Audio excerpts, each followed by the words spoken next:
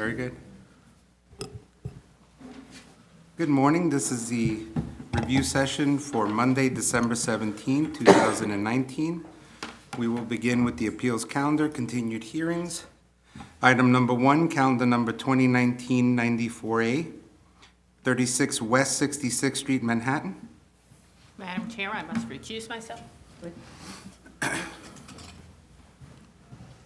Okay, before we start, I just want to remind everybody, if you speak, you must speak into the mic loudly. It's been hard to understand people in the videos, okay?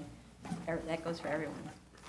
Okay, so I just want to go through the submissions because I know that appellant had some concerns about the order of things, and I just want the commissioners to be aware of the order of things. So DOB submitted on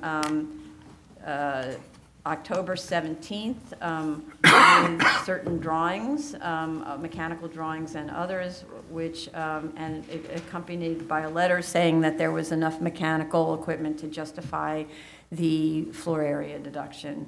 The owner then submitted on October 21st, adding drawings to DOB's submission, which includes mechanical overlays and the schedule of mechanical equipment for all the floors. So it completed the review, which I thought was very helpful because when I was looking at DOB's drawings, I didn't understand how anyone could tell enough about the mechanicals. So that obviously there was more to it than that.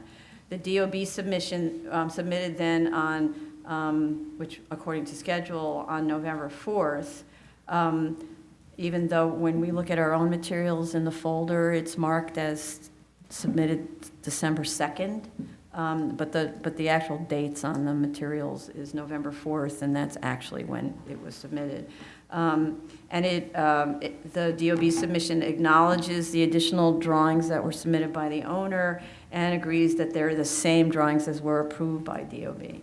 Then the appellant, according to schedule, submitted on November 7th, providing a color diagram of mechanical plans showing equipment, a certain area around equipment that should be included for mechanical deduction, but showing especially on the 15th floor that most of the space is not mechanical. That was the point of their diagrams.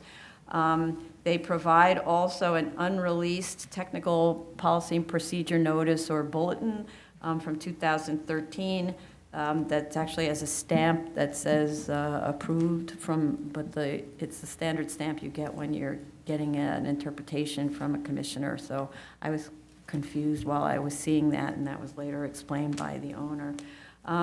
It's the technical notice is concerned with how to calculate mechanical deductions, and in that notice requires 90% of mechanical space on the floor in order to allow full floor deduction. The owner then submitted on December 2nd and argued first that the board has no authority to consider this aspect of the appeal, which I want to go through. It's among its arguments, the owner's arguments are that the board decided to consider the mechanical equipment issue because the DOB stated in hearing that it would not issue a determination on that question if asked to do so by appellant in a separate action. So originally we thought we would close and vote on the questions of the mechanical void, of the height, and the lot coverage, and then if appellant wanted to pursue the mechanical space, that they would go to DOB and get a new objection. And DOB told us they will not decide on that objection. So we realized we had to take it on in this kind of separate hearing. The owner states that DOB has the right to refuse to issue a determination and cites to matter of New York City Yacht Club for the proposition that the petitioner could not demonstrate a clear legal right to the determination. However, the facts in that case are opposite. Their petitioner demanded that DOB issue a violation, and DOB refused after determining upon inspection that none was warranted. It's really a different discretionary action. In the case of Willows Condominium versus Town of Greenberg, it explains that a mandamus order, and that's a case referred to in Yacht Club, It explains that a mandamus order applies not to discretionary acts, but to ministerial ones, such as the buildings department issuing a permit, right? Which are described as envisioning direct adherence to a governing rule or standard with a compulsory result. So the idea of DOB reviewing the mechanicals according to some kind of standard would be a ministerial action. And there's this concept of clear legal right standard, which was established by the Court of Appeals in 1981. It applies to mandamus relief by the court and not to whether appellant has a right to obtain a determination from DOB, which questions in that matter of legal aid v. Scheinman. It questions whether there is adequate. I'm sorry. So that was that case that was referred to about the mandamus relief by the court. But here we're asking for the appellant to simply question whether there is adequate mechanical equipment on the floor sufficient to justify the deduction of the entire floor with its more than ample floor-to-ceiling heights from floor area calculations, which was relevant in Sky House and I think is relevant in this case. So having gotten that basic objection out of the way, we may have more to say about the letter that objects to the board's have authority to review this. I reviewed the drawings that were provided by DOB and the owner and went through the equipment schedule. While I'm not a mechanical engineer, I actually can understand the location of equipment and where horizontal ductwork and piping travels from the equipment. To understand better what type of equipment actually would be located on each concrete housekeeping pad, where model numbers matched with online available manufacturers' cut sheets for the 18th floor. I actually downloaded that information, so I have visuals on what those things are that sit on those pads.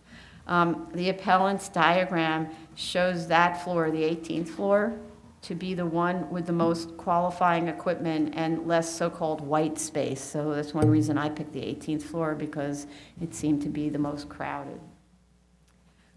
Given the generous ceiling heights on these floors, I'm assuming, but I don't know, there's ample head clearance under most, if not all, of the ductwork and piping, so that perhaps that wouldn't count towards a deduction under the draft bulletin that's provided by appellant, because arguably the ductwork would be high.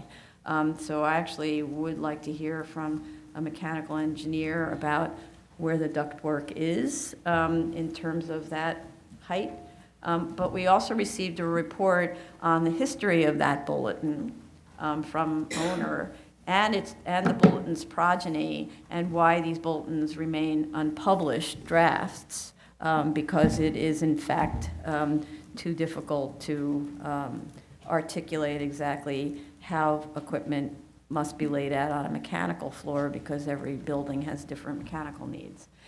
So, but nonetheless, I'm curious about, as I just mentioned, whether horizontal ductwork and piping in a space either below or above the plenum is viewed by DOB as mechanical equipment occupying a mechanical room. So, for example, we saw in a recent hearing, an incredible section taken through a building that is entirely a mechanical building, and it shows all the ductwork and piping going through the building, and you can barely stand there.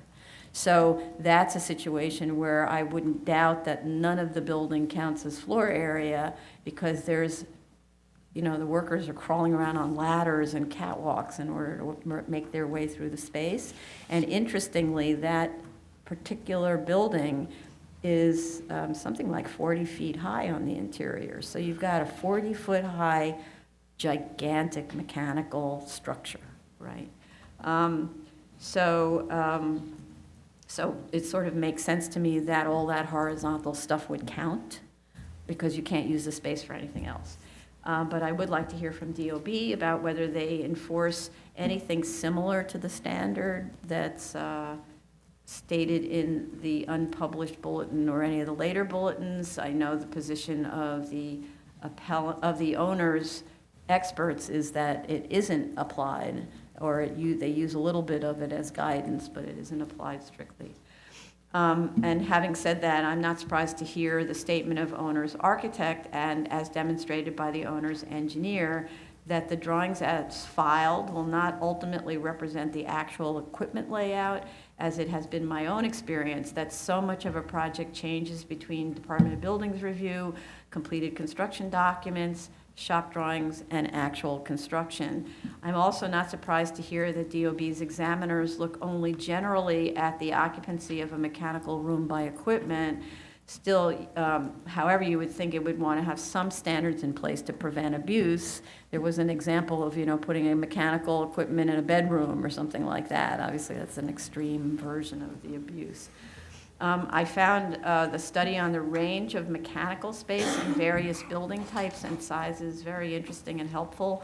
And with respect to 432 Park, I didn't realize there are actually 12 floors of mechanical space in that building, because when you're looking at it from a distance, you see 4 prominent floors that look like they are the interstitial mechanical floors. And then, of course, there's floors on the top, which I wasn't counting, but I had no idea it was so many. It's a very small floor plate. That's part of the reason. The appellant's engineering expert states that the equipment on the 17th floor, for example, is spread out inefficiently on that floor, and provides a diagram that shows the area devoted to equipment could be condensed. So assuming that's a correct statement, I would ask the appellant's engineer, could the equipment located on the 18th floor fit on the 17th floor also? In other words, combine the two into one, therefore obviating the 18th floor mechanical room. And then they need to respond to the owner's what I thought was credible technical reasons for why the mechanical services need to be split on different floors. Because it does make sense, as we learned from that other case, that it's great to have adjacency to the floor that you're serving, and more efficient. And so if we were to accept the appellant's engineer's analysis, because the goal here really in this whole case is to lower the height of the building, I believe actually it wouldn't affect the ultimate height of the building by much, since there is nowhere in the zoning resolution applicable to this site limiting the floor-to-ceiling heights of any space. So if you were to count the purported excess floor space on the so-named mechanical floors as floor area, the amount of usable floor area in the building might be reduced, but the height might not, right? If the goal is to get those apartments way up there, I doubt it's going to have an effect on the height, though the floor area might change. To summarize, I think we've dug extremely deeply and perhaps even beyond the usual in receiving and reviewing both the detailed mechanical drawings and schedules and multiple expert reports, along with DOB's own conclusions. And I believe that owner presents a credible argument to justify the presence of the number and distribution of mechanical floors shown. I agree that the owner has provided all the necessary information that would enable DOB to conduct its review, and I'm going to rely on DOB and its expertise and its consistency in its review of this document based on their standards. And I agree with you that even if there was going to be a greater consolidation of some of the mechanical space, and as we know that right now it's in its construction phase, and some of the regulations, some of the technological changes that may result in different layouts, then one may be able to shave a few floor square footage from mechanical, but I agree it will not result in reduction in the building height. So I'm satisfied with all the information that has been provided by all parties. Okay. First of all, I want to thank you, Chair, for the research that you've done. And I will start with the owner's argument that the board doesn't have the authority to look at the mechanical floor area deductions. Actually, I believe, it's my opinion, that the owner contradicts himself in his own submission when he says that a timely third issue has not been presented by the appellant regarding whether the amount of floor space used for the mechanical equipment in the new building is excessive or irregular. And then he continues, and this is quote, appellant's discussion of mechanical space in the new building in their initial filings, again, in their initial filings, instead center on the volume of the floor-to-floor ceiling height of the mechanical space. So if the appellant raised the issue of the volume of the mechanical void at the very beginning of his submission, Oh, I think that's a reference to the Sky House case. Not to this case. I'm not sure. Should check that. this is in the new submission. Yeah, in the new submission, I think, but we could check, that what the owner was saying is that in the Sky House case, the Sky House case raised the subject very clearly in their initial papers. And I think they're quoting from the Sky House case, whereas they're saying in this case, they didn't raise it in their papers, which appellant in this case argues they think they did raise it. In the subject case, I believe the appellant did raise the issue of the mechanical floor deductions. The reason for thinking that way is that the appellant did talk about the size of the mechanical void. And the size of the mechanical void, if you look at the mechanical void, first of all, void means it's something that's volumetric. It has in-plane dimension, and it has heights. I understand that the height issue was decided upon, like in the closed case, so I'm not talking about the height anymore. But the other component of the volume is the area. And if somebody's arguing about the volume, he's either arguing about either the height or the area or both. And we decided the height case. Now we're looking at the area case, which is whether the mechanical floor area was calculated correctly or not. And I believe the board has the authority to do so because it was raised, this issue was raised at the very beginning. So just wanted to make this That's clear. good, very good point, yes. The other thing is the DOB submission. I did look at the DOB submission, and actually I'm a bit surprised. I believe this submission is, for me, it seems to be like much weaker than many other submissions on many other cases from DOB. The DOB, again, in their submission, they indicate that the board did ask them to look at the mechanical floor deductions. And what they are coming back with, they are saying that we looked at this, we didn't do any study because studies typically are not done for such situation. What they are saying is we don't typically do that kind of study. And I'm wondering, this is not a typical project. This is not a typical situation. Not every building you look at comes to the BSA. So I believe they should have done some research, and I appreciate that the owner actually has done a good job looking at this. But if we got these kind of information from the DOB, I would like give him some more credibility because they are coming from a government agency. They also stated that the mechanical floors will be devoted to be used as mechanical spaces. They are not going to be used for something else. Nobody actually has raised this question from the board side, at least. We didn't ask the DOB to clarify whether the mechanical space would be used for some. We know that this is illegal. So in my opinion, they have responded to a question that wasn't raised. And on the other hand, they didn't respond to a question that the board has raised. I agree with the chair on the issue that when looking at the mechanical space, we can do it either way. We can look at the equipment plus the duct work. I would do so. I would consider the duct work as an element that's occupying floor area, or not floor area, floor space, and should be added to the mechanical floor space if the floor height is kind of low.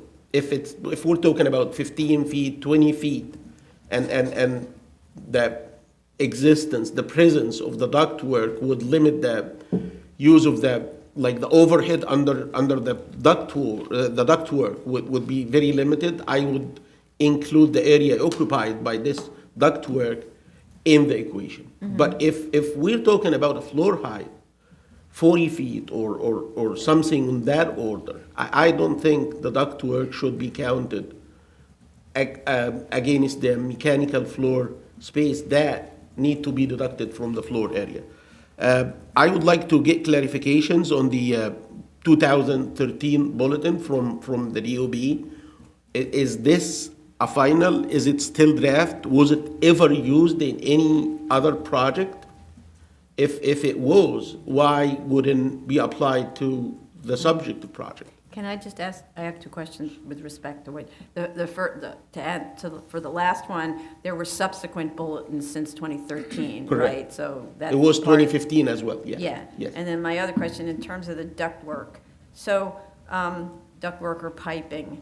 So let's just say you do have really, really high ceilings, and you could arguably have the equipment on the ground, and then but then you have to have the ductwork travel 40 feet up and travel along the ceiling of the 40-foot high space, right? I know from having worked with engineers where if I make the ductwork too long, or the piping too long, or too many bends, they yell at me and they say it's going to whistle, the pipes won't clear properly, whatever. So there must be also some critical distances from the equipment before it goes to the risers that should not be exceeded. I think that's kind of my question. This is to make the system, I believe, to make the system from the hydraulics point of view to make it more efficient. If you lengthen the pipe more than it should, if you were talking about a gas pipe, for example, if you lengthen the pipe, you start to implement like head losses, the pressure start to be lost and the system becomes inefficient. Same thing if you start like implementing many bends, many fittings, it starts to be inefficient when it comes to the like the pressure and Right. these kind of Right. variables. Okay. Okay. Other stuff? Yep, Okay. yep. Okay, I don't want to be repetitive, but I do believe that we can hear this matter. I do believe the board has the authority to revoke the permit if it deems it fit. So to those arguments, that's something I'd like to state. But also. The board has the authority or the DOB? DOB has the authority. I did not find the mechanical plans for the original building that I requested on the last hearing, and I'm asking that they be, I think that they'd be helpful to see where things were before and compare them to where things are now. Can you clarify what you mean by the original building? So they originally had mechanical plans that were originally submitted to the DOB, and then they changed those mechanical plans to create 4 floors instead of the 3 floors that were originally. No. DOB corrected that. They did, but They didn't, you just want to, apparently they didn't create more floors. It's the same number of mechanical floors. That was something that, between the What was on the final. prior version and this version, Right. I right. just want to see where the mechanical, was what it was before. And may I ask, I'm still trying to understand how would that help in our ability to? Trying to understand how that would help us in our ability to make any determination. Is it for the completeness of the record, or is it more to? So the appellant's argument is that this is some sort of charade, that these mechanical, this mechanical equipment these mechanical rooms aren't actually being used as mechanical rooms. They're being used as a way to create a higher building. So if we could then see where all the mechanical equipment was originally, I think it would at least lend us some understanding of whether or not this is some sort of charade, as the appellant says it is. But, and with all due respect, we then have another question, that at the end of the day, if DOB did approve this permit, they relied on it in good faith in their building. Is it something that we could then say, we could then revoke later on? Because the next application will be, is that they relied on the permit in good faith and they started building, and like outside of them having, outside of them not having some bad faith in moving forward, I think the permit does stand. Based on the good faith, the good faith concept of, which is something that the owner referred to in the review versus, what was the other, appeal, right? In the Right. language of relative to review, right? I mean, I understand, I think we've been collectively misunderstanding some of the details because we don't have the details. We were told at the beginning that there were, whatever it is, 3 mechanical floors, and now we're kind of understanding that there are 4. There were but different apparent- places. Yeah, but apparently, according to DOB, there were always 4, but they did something with the floor heights to satisfy fire department. And since we never really saw the drawings, we're still a little confused about that. DOB actually got up and said, no, there aren't that many. It was just, they retained the same count. They just modified something else for fire department, and so it's true that I'm confused about that. Yeah. Yeah, I'm not sure if it was any sections submitted by the owner to the DOB showing the kind of mechanical equipment on specific floor, and then what is the clearance from the equipment to the bottom of the ductwork, or what is the distance, the clearance from the duct to the No, floor? they don't submit those kind of drawings to DOB. It's always floor plans, not sections through mechanical equipment. It's just, when you're filing, you don't need to do that, you know, right? The same, you don't even file electrical drawings with DOB, if I remember correctly. So, there's a lot that they don't know the details, but then DOB is not reviewing the mechanicals for the mechanical design, right? I don't actually know what the parameters are when DOB reviews the mechanicals, you know, like, I think that's a good question. To that extent, I don't believe that, I wasn't convinced by the owner's argument that the wall surrounding mechanical rooms should be counted as floor area, or that the circulation, the FDNY circulation should be counted as floor the area. owner or the appellant's argument? The appellant, sorry. I was convinced by the owner's, Yeah, why. okay. Yeah, and on that memo, the 2013 bulletin and the updated one, the 2015 one, I believe if these 2 memos are in effect, if they exist and they are being used, I believe DOB would have something in hand to justify whether for a certain building, the mechanical floor deductions are legit or not.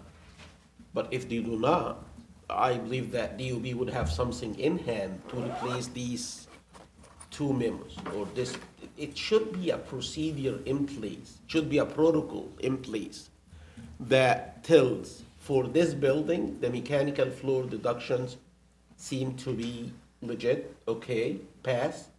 And for that building, no, we believe they are excessive. It cannot be like that. You mean If- like check, check, check? Yes, Yeah. if this protocol doesn't exist, actually, for me, this is like the DOB getting structural drawings from engineer John Smith, and he's just rubber stamping them and filing them. Nobody looks at him, and that, for me, this is a scary scenario if it's done like that. Well, but so I would agree. I don't know what DOB reviews when you submit mechanicals. They're not normally looking at the floor area question, other than when it's pretty obvious that the bedroom shouldn't have a chiller in it or something like that, right? But I think they're reviewing it for completely other technical purposes, and I just don't know what they are, and that would be helpful if DOB could explain to us when you submit mechanical drawings, HVAC drawings, why are you submitting them? What are they being reviewed for? They go to a different department, you know, it's all of that. I don't actually know what they're looking at them for. The sprinkler drawings, I know what they're looking at. They want to see adequate number of heads according to code. Is it coming off of the main or off of a standpipe, et cetera? Is it meeting the specifics of what's quite simple, which is the sprinkler code, right? And plumbing drawings probably, is it properly vented or something? But I actually don't know what they look at when they look at I would be surprised mechanicals. if they are not looking at him from the perspective of the floor area. No, I don't think and the they do mechanical very much. performance. That Though, would be surprising. though then I what do we do do know from there, though? I do know from my own experience that I've had clients questioned about the amount of mechanical equipment in a space, and therefore not being allowed to take a deduction on a room. But that was like a very small project. The mechanical was sort of laid out kind of all over the place. So with the small projects, it's always easier to figure stuff out on the small projects, right? You see one room, and in it you put something like this, and then you call it a mechanical room. That's very easy to point out, but on a building that's so complicated, that has all of this stormwater retention tanks and like all of this stuff, cogen, well, I don't know if this has a cogen, but there's so many things that are in this building. I don't know what they look at. Right, and also the original plan did not have, the original plan zoning lot was a lot smaller than. Oh, no, he's not talking about that one. He's talking about the one that's just before this one. Right before FDNY made the. Yeah, the fire department had concerns about access, and Okay, so they that's the had one to that you're- put like catwalks in or something, right? Okay. Done, everybody? Okay. Can somebody get Dara, please?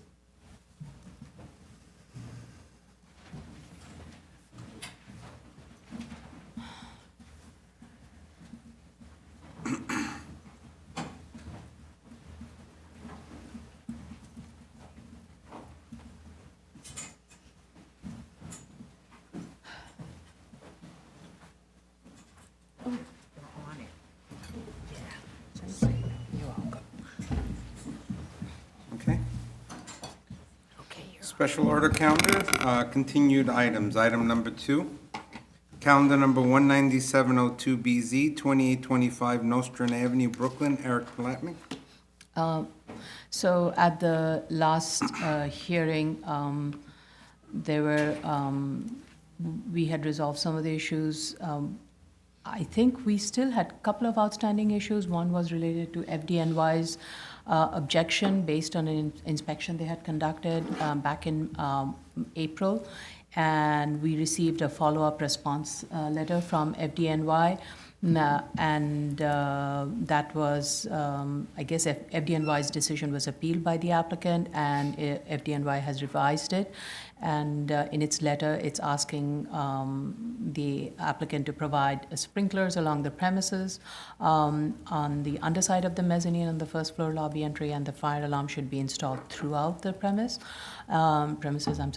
and be designed by a licensed professional. So it needs to be filed at FDNY and approved and permitted, and needs to be tested. And based on that, FDNY would be satisfied.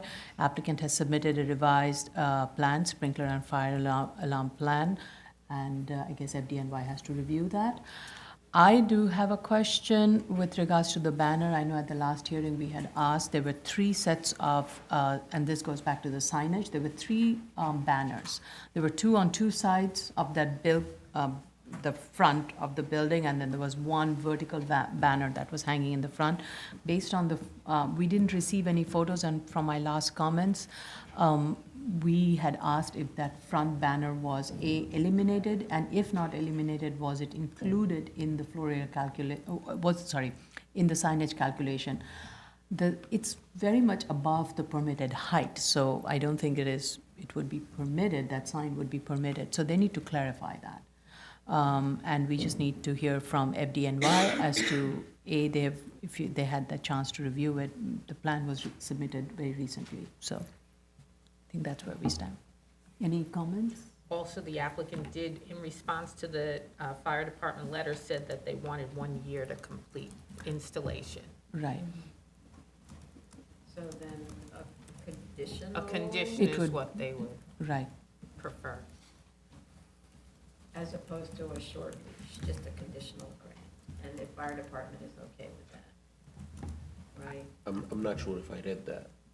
That one, this is one of my comments. If fire department, I'm not sure whether the fire department is okay with 1 year without installation, like the facility will become operational. They didn't mention that, so we need to get something from fire department saying that they are okay with approval for 1 year and remaining operational without this. My concern is, what if? If during that 1 year something happened, what is the deal? So if the fire department is okay with that, I'm okay with it. Yeah, We so. usually don't do, I'm sorry. Sorry, the applicant's letter from October had said that if the applicant has no objection to these requirements, then FDNY will not have an objection to the renewal of the special permit. So we do need a clarification from FDNY. So, but In you're term- talking about if you're talking about giving them 1 year, Right. that's different than what the fire department understood. Right. Fire department understands condition And on for 10 installing the years. stuff, and then fire department will come in and inspect and say what, and issue violations. We generally don't grant conditional on operating gyms, right? No, we do conditional, With regards to sound, it's things that are under construction, we do often. no, But even this with isn't sound- under construction, right? But even with sound, which is less dangerous than a fire, when we condition something, we look at the input from the applicant first, and when we conclude that what they are submitting seems to be convincing to us, we say, okay, go ahead, and our condition is, you gotta make sure that noise is not exceeding such and such. But for this case, it's not noise, it's fire, which is much more dangerous. And the condition here is not, we installed the sprinkler, we gotta make sure that it stays operational. No, the condition is, we don't have a sprinkler, we need to, we wanna install it within a year, give us a year, and we'll do it within that. I believe it's two different situations. Right. I just think that However- FDNY, I'm sorry, I just think that FDNY, I would agree with whatever FDNY Yeah. states Yep. is appropriate. But I just want to note that this facility is actually open Yes. and running. And Yes. so regardless of whether or not we allow for a condition, it's going to take as long as it's going to take. Yes, And so they're going to keep on moving and they're still open. yes. So whether, even if, let's say we were to say, no, we're not going to grant you that extension, it's still going to take time for them to draw up the plans, get the DOB approval for the plans and install, and you may be at the spring anyway. Yeah. Half a year of them operating like this. So you have to kind of be realistic and understand that you can condition the grant, or you could put them on a short leash, but it's not going to speed them up. They're not gonna hurry up and install it next week because you're not going to grant it. Right. It's just going to sit here and just keep on sitting here as an open issue. Well, I'm one sorry, of the and things, I'm sorry. one of the things that we have done in the past when we're in these kind of situations is we ask the applicant sometimes to file the paperwork now, gets it before the fire department, so the process is moving, and then fire department, it has a kind of an easier time of following through. Maybe we could do that, and we don't Right. vote on it until we see that paperwork submitted. That makes sense. Yeah. Yeah, and I just wanted to remind, we had this experience some years ago where it's difficult to obtain the permits without the approval since their term is expired. Yeah. So we've been through this scenario before. Yeah, but so this is, what we're suggesting is a different thing. We're not saying install while we're watching, because we know that didn't work out at all, right? But at least apply while we're watching. Move on. Item number 4, calendar number 3/2205BZ, 6969 Main Street, Queens. Eric Wait. Palet- What happened to Yeah, what happened to Oh, sorry, 5904? sorry. 15th Avenue. Sorry about that, I apologize. Item number 3, calendar number 20904BZ, 109-09, 15th Avenue, Queens. Eric Palatnik. There was no submission made. Yep. I haven't seen any. So we don't, It should be, The fire department did issue a conditional letter of It no did. objection. that was dated June. Oh, it was June. It was a June letter, conditional letter of no objection, and said it will report to BAC regarding status of completeness of the fire suppression system being. I have adjourned. Yeah, this item is, they requested an Oh. adjournment. I couldn't locate that, okay. All right, Move on. thank you. Item number 4, calendar number 32205BZ, 69-69 Main Street, Queens. Eric Palatnik.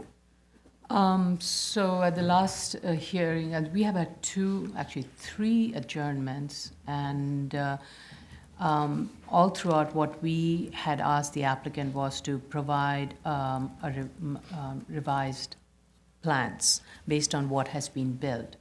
And what we have received to date is a partial submission. We have received the plan that has been approved by DOT and the current plan.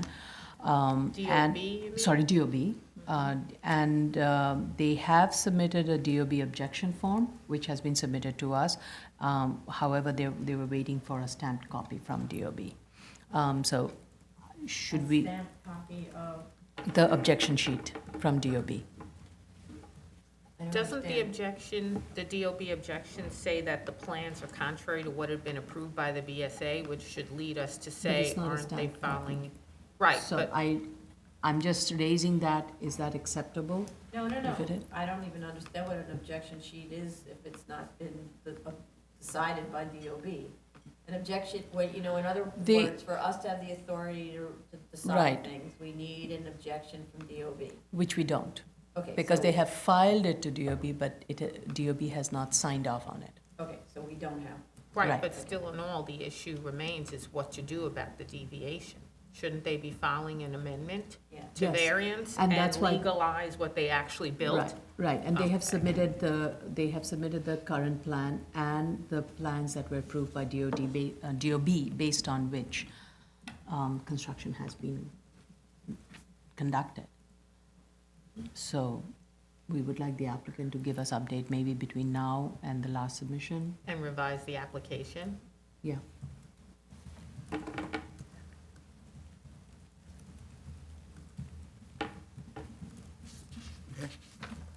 Item number 5, calendar number 183. Just before you do that, Carlo, could you reach out also to the applicant about this? Because it seems like there's a lot of confusion. This has been going on for, the last time we had a hearing on this was in May of 2018. So, I don't understand what it's an extension of time to complete construction, which implies that, You mean May of they're- 2019? that they're in they're in a stop work position, if in fact they are. It's not the first time that we see stop work orders ignored, right? But we need to find out what's going on, because my impression is that they're kicking the can down the road as a way to complete illegal construction, right? And that's actually, protected. So I'd like our compliance officer also to take a look at this. This should not be under construction. There should be no work going on in this site. Just for the record, the last hearing was May of 2019. No, we that were was an adjourned. adjournment, May of 2019. Oh, you mean hearing-wise, No, yes. that's the thing, is it's been a year and a Yeah. half since we actually met on this. This right? had one hearing. This had only one hearing. In And three 2018. adjournments, and we Yeah. did send a dismissal warning. Right.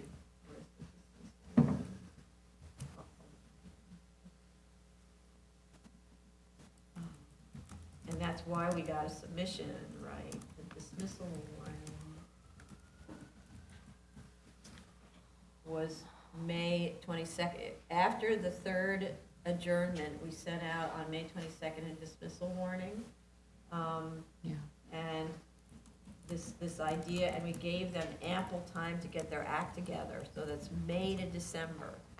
And they didn't get their act together, so I'm a little bit on the, let's enforce, have DOB enforce, and maybe they don't get their extension of time, and then they're an illegal project. Right, because the idea is not to ignore us when we ask for materials.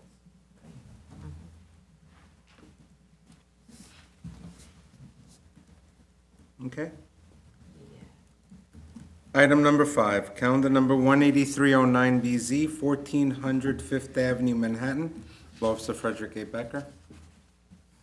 Okay, this has been adjourned.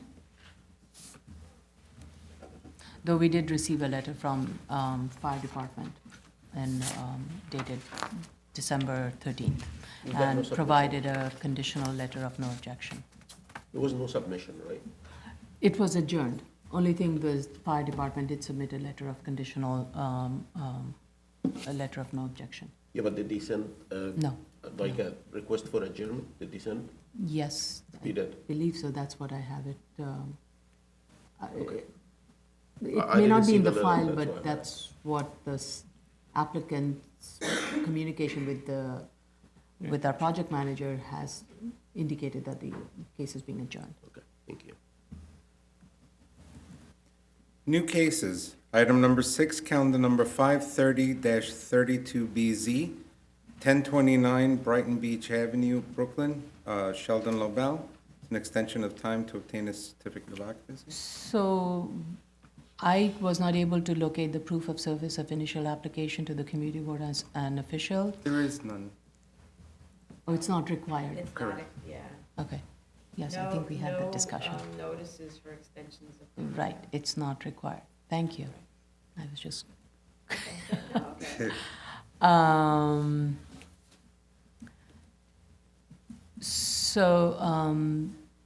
This is a request for a CO in terms of, they're requesting the CO and the waiver for the rule for failing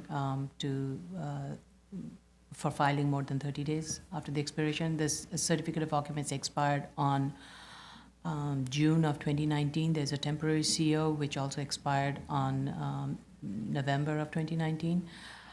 This was a case we had heard last year. It's basically a theater that is straddling a little bit of the residential and the commercial, and currently the ground floor is being used as a supermarket, and they wanted to extend the commercial use into that residential.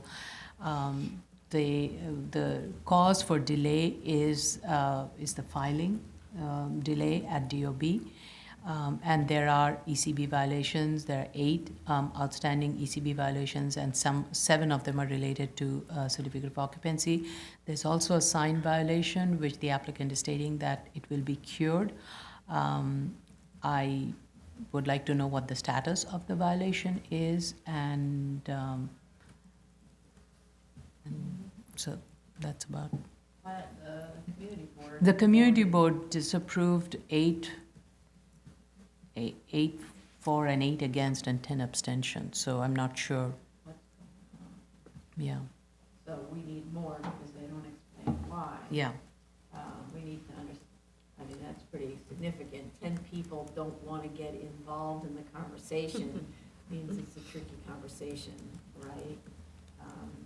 And it's almost like, so usually when it's it's a no vote because you have 8 to disapprove plus 10 abstaining, which counts as a no vote. No, even right. though you're thinking you're not behind you are. But that's a significant no, so we should understand what the issue is. Okay. Do you want to send notice to neighbors? Well, let's find out maybe we should actually reach out to the community board and find out why they Okay. oppose this, so. Who's this? This is Henry. Is there somebody you know about reaching out to the community board?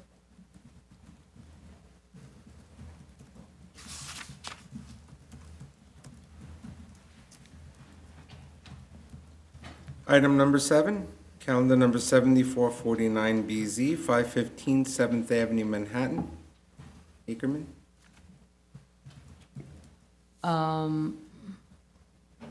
So for this, we do need, right?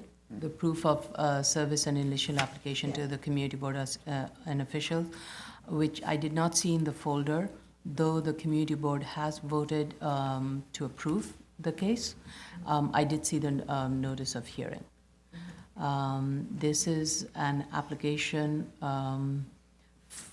to reduce the amount of parking spaces, public parking spaces. This is a corner site with commercial use and public parking facility.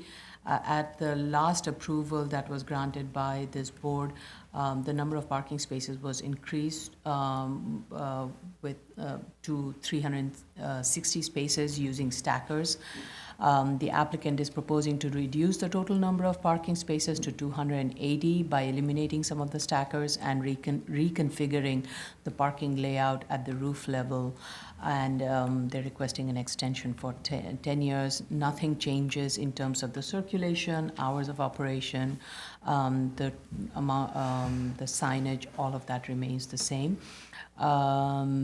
So in total, what would happen is that it will result in the number of parking spaces on the roof mostly, which is an open and where the stackers were. So they're going to reduce most of the parking spaces there, and also reduce some of the required reservoir spaces.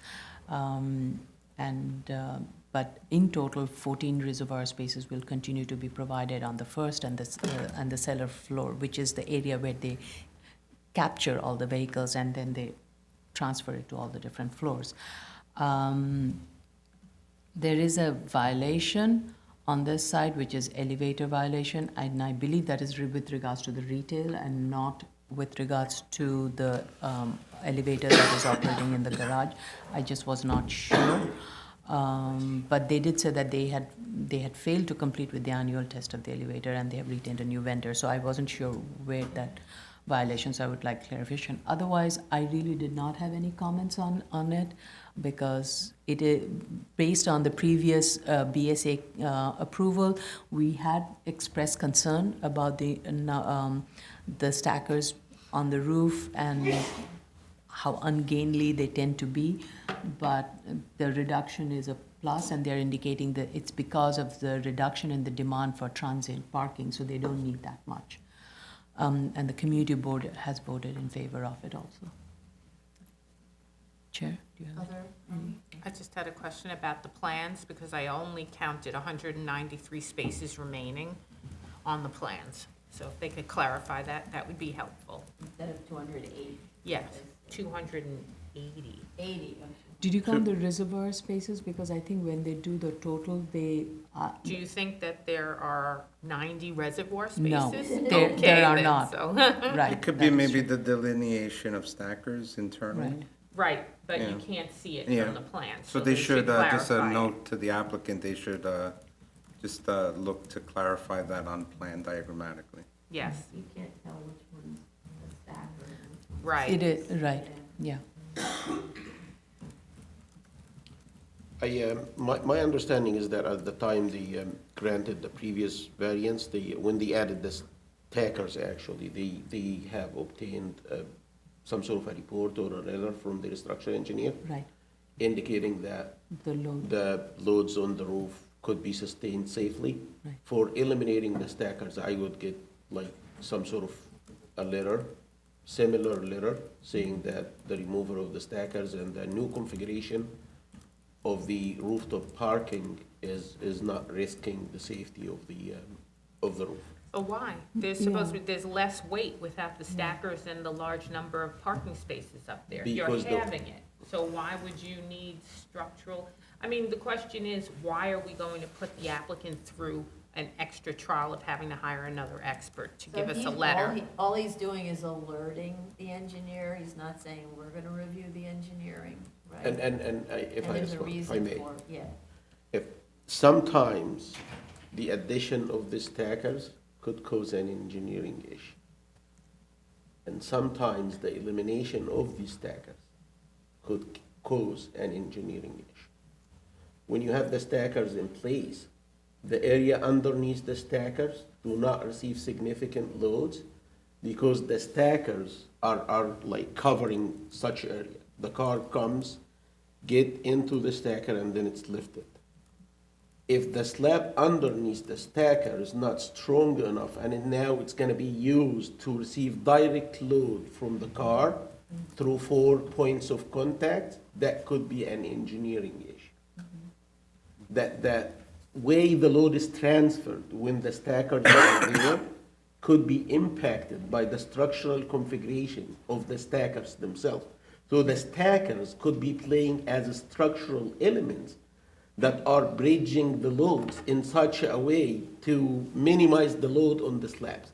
When you remove the stackers, that means that the load will be transferred in a different way. And by the way, the failure of the bridge in Florida, I did read the final forensic report, and the issue that apparently caused the failure of that bridge was a load transfer issue. The guy designed the bridge to transfer the load in such a way, and when they erected the bridge, they started to put the bridge, they actually provided support in a different way, and the bridge couldn't take it, and it collapsed. So So we're Okay, not reviewing the understood. structural drawings, no, we're just just a letter advising to keep it them in our files. that they should pay attention to the potential change in structure that might occur if you change the stacking system.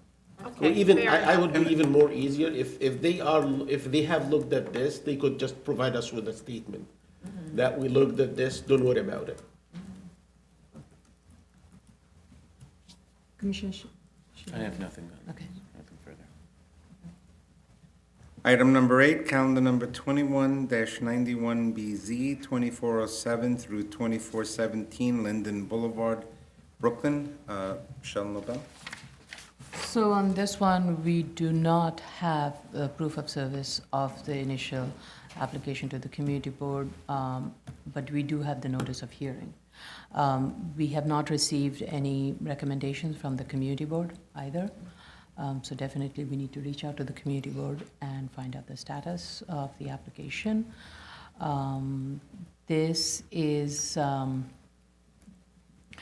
corner lot, and it was before the board for grant to allow for various kinds of automotive-related uses. The last approval was granted in 2010, which was to allow for two uses, auto, glass, and mirror establishment, use group 7, and a sale of used cars, use group 16 on this site.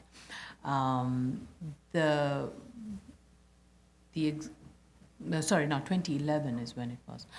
The applicant is proposing to legalize and convert the existing building from a use group 7 auto glass mirror to a use group 16E, which is a used car sales office, and is proposing to add 5 used cars for sale on a portion of the lot, and they want to extend the term. The last use of this site, based on the Google map, Google Street photos that the applicant had provided, was, I think it was in existence till May of 2017. And previously it was a lot larger lot. It had, I think it was an entire block front of Linden. Now the proposed site is much smaller. It is just 1/2 of the frontage of Linden, with a portion of the frontage along Montauk Avenue. And they have provided Google Map from October 2017 all the way to 2009 to indicate continuity of the use until May 31st of 2017. So my question to them is, why are they proposing a use group? They're going from a use group 7 to a use group 16E in a zoning district that 16A they're proposing? Okay, I'm sorry, then I have a, Oh, E is for the accessory. Isn't E an accessory use? yeah, I So think then, it's accessory use car sales. Somehow, I don't know. Not sure. Anyway. so okay, 16A on yeah, the so front. yeah, it would be good if the applicant can verify what the use group category is. If there's, they should explain if there's prep of vehicles on site, because if there isn't, I believe it may be a 9, use group 9, and we just saw that recently on another application. Right, so it was not very clear exactly what the other than it being a used car sale. But we would like a little bit more clarification on the nature of the operation that is being proposed. They are proposing an hour of operation to be Monday to Saturday, 9 a.m. Sorry, when you say prep, does that mean more than just like cleaning up the car to make it look pretty to go out? Yeah, it's like the servicing of the vehicles, So like if you. servicing. The Yeah, so actual if you look at, servicing. if you look at this difference between a use group 9 and I think it's I'm sorry, I thought it was a 16B, but if it's E or something like that. But yeah, it's typically like a full type of service where you bring it in, they do oil change, tires, it's acting If you akin. look at the floor plan, it doesn't look possible. There's 2 offices. Yeah. That then go to this open area where the cars would be driven in, and the rest is a reception area, utility room. Doesn't look like there's room for them to do anything more than, I Yeah. don't know, like polish the seats. Yeah, that wouldn't count. And usually we would see sometimes smaller dealerships, for example, will utilize off-site servicing of vehicles, like contracts with maybe a repair shop or something like that. But yeah, we've seen this a few times recently. That's the only reason I'm bringing it up. So I think we're all getting at the fact they need to provide a little bit more clarity as to what Yeah, but is, also that they might need to reduce Re- their use group. right, yes. So the proposed hours of operation is Monday through Saturday, 9 a.m. to 7 p.m. Looking at the plan, these are my questions. And again, continuing on what we had reviewed in the past for this site, the drawings are not very clear in terms of the buffering that we had asked in previous hearings along the residential lot line. They need to provide quite decent. There needs to provide landscaping detail along the rear lot line, and the kind of buffering that is going to be provided along that. Same thing in terms of the fencing. We, at the prior board decisions, required that the fencing be opaque. It's not clear from the drawings if these fencing as proposed will be opaque or not. And they also need to clarify the ownership of the adjacent lot. They're saying they're not proposing to use the site, and based on the Google Street View map, it seems that it is fenced separately and it is skirted with a covering. So I would like for clarity, what is the use of it and if the ownership is the same, because based on prior resolutions, it seems that it was always considered that that section of the adjacent lots 42, 43, 44, 45, 46, would not be part of the automotive operation, but it continued to, though it was not permitted. So they need to clarify that. They also need to provide signage analysis, lumen study, and as I said, landscaping details. Any comments from the? Yeah, the only additional comment I have is, I haven't seen a lighting Yes, plan. mentioned. Yeah, and I haven't seen the landscaping, and if we're gonna get lighting, and we're gonna make this like from now on forward, from actually the last hearing we had, from the last hearing and moving forward, we need to get the lighting at the top of the fence elevation, not at the ground surface. Okay. Okay. Item number 9, calendar number 187-97BZ, 148-02 Rockaway Boulevard, Queens. Nasser J. Kanzada.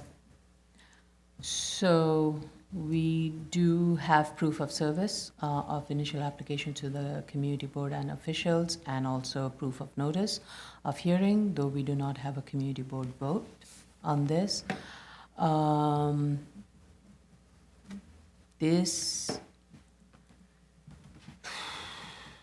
So I would say the application needs a lot of work.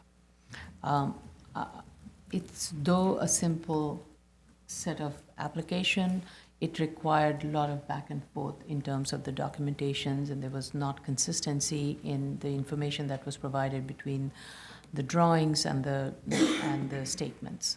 So let me just go through all the comments as I've reviewed where the deficiencies were. The lot frontage of 149th and 148th Streets are represented incorrectly. They do not match the tax map. In terms of the radius diagram, they should show the site outlined clearly and the zoning districts and the overlay. The radius diagram does not show that. The site plan and the proposed plan should include the zoning district boundaries. And the reason I'm saying is that a portion of the site is in an R5, R5D, and there's a commercial overlay in a portion of it. So they need to indicate that throughout the plans so that we know where the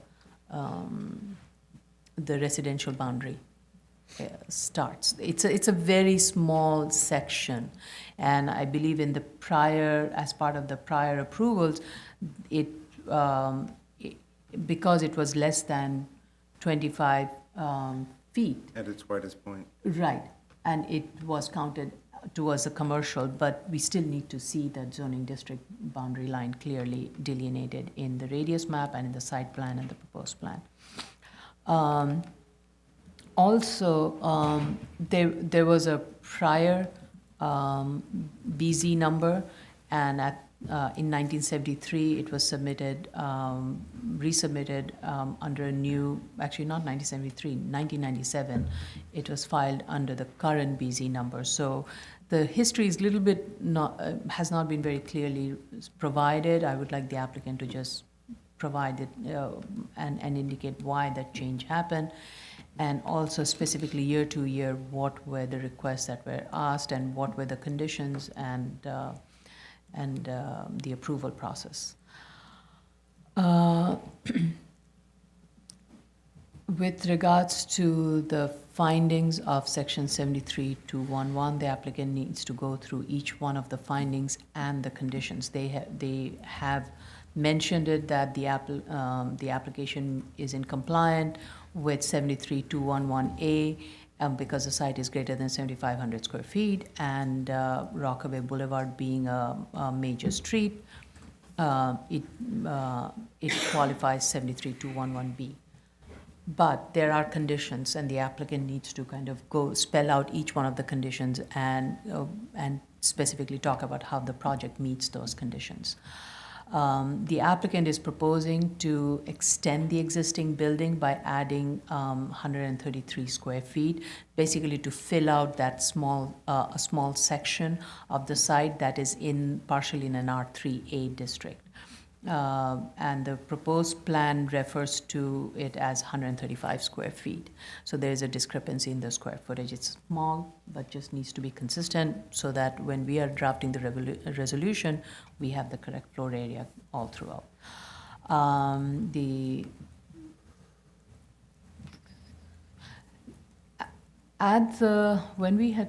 me just go back to the history.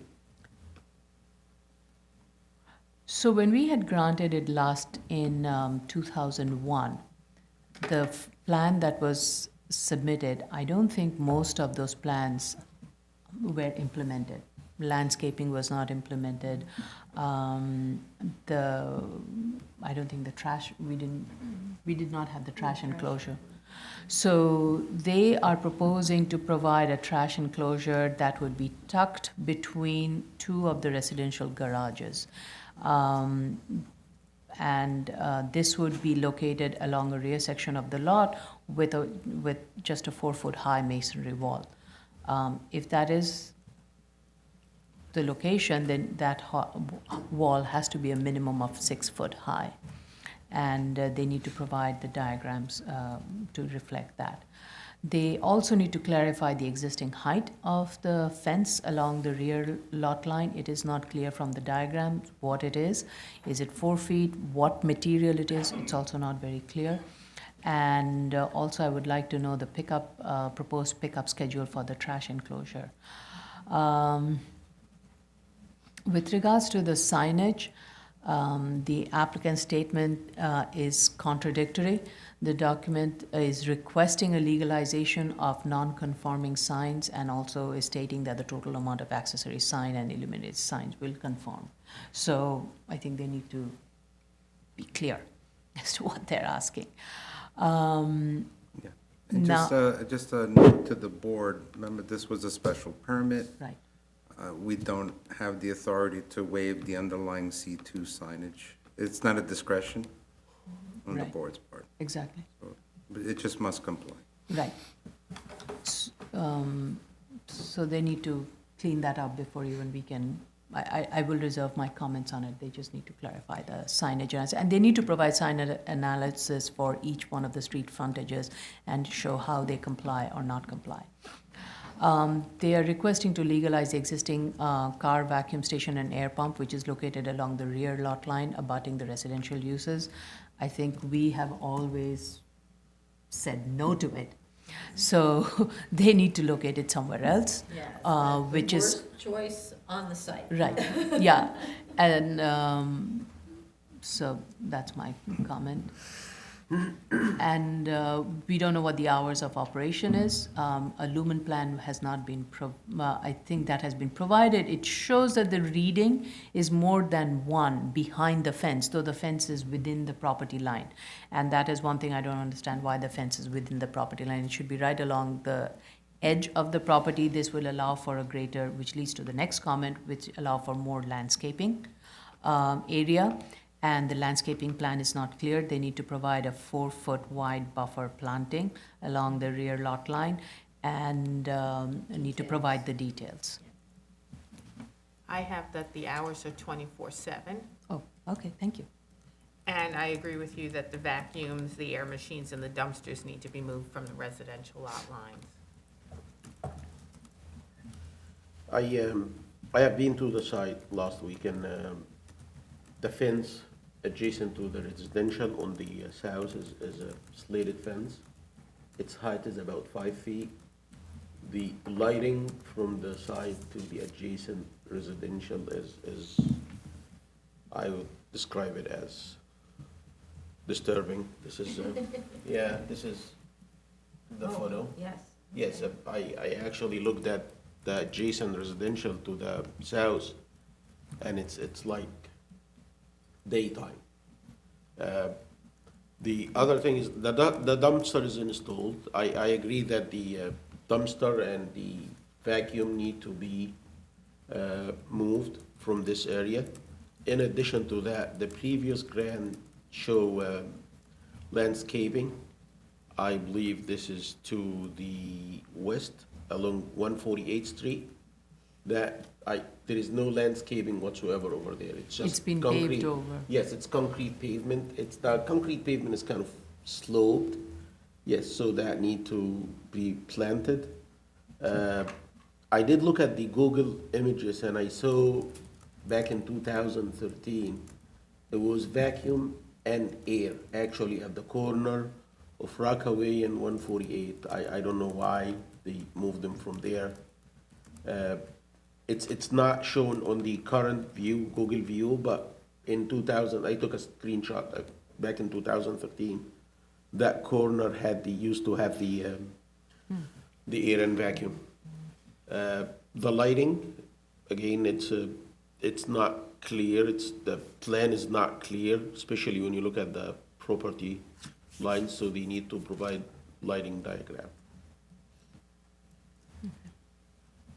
The only thing I would add is I'd asked for the DEC spill report. It said it was closed in 2004. I'd asked for it to be submitted. Thank you. Yes, thank you. One more thing I want to mention. I've seen 3 drums That's, on site, closed, and they are marked with, I believe they were marked with placard, so I'm not sure if these drums contain anything inside and even if they contain hazardous materials, so that shouldn't be on site.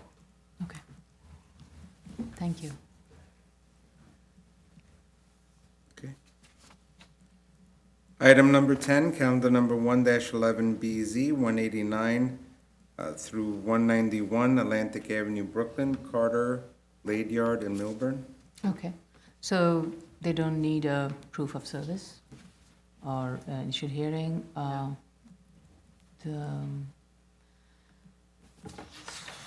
Just give me a second. So back in 2011, we had granted I think 2000 is when BSA had granted an approval to increase the non-compliance in the floor area. At that time, the variance has lapsed. 2011, there was a new application that was filed, and they sought the same relief. An enlargement was granted for the previous existing non-compliant commercial use. The status is that there was a DOB violation that was issued back in 2013 with the intent to revoke, and the pre-variance work that was completed resulted in the elimination of two grandfathered means of egress from the residential above. This is a commercial use on the ground floor with residential above, and there were two fire escapes, one in the front, one in the back. The back fire escape would lead to the rear yard, and then there was an access from there to the front. However, the approval that was granted by BSA filled in the inner courtyard, which resulted in the elimination of the egress to the basement and then up to the front street. And that work was completed.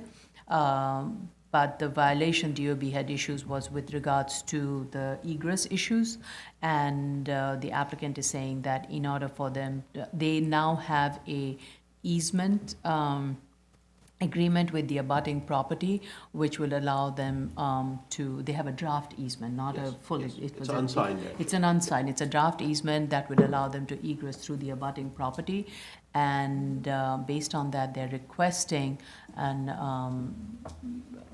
extension from BSA that would then allow them to proceed with DOB to rectify the fire egress issues.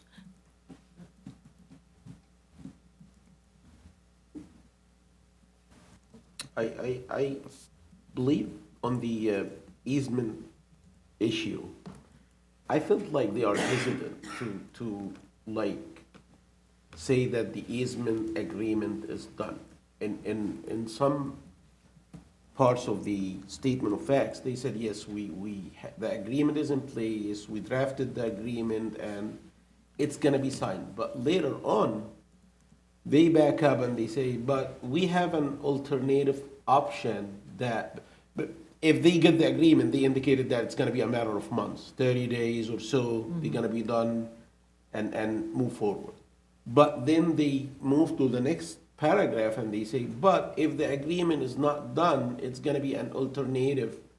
We need to look into an alternative option, and it might take longer. Right. So I think How longer they didn't explain, Right.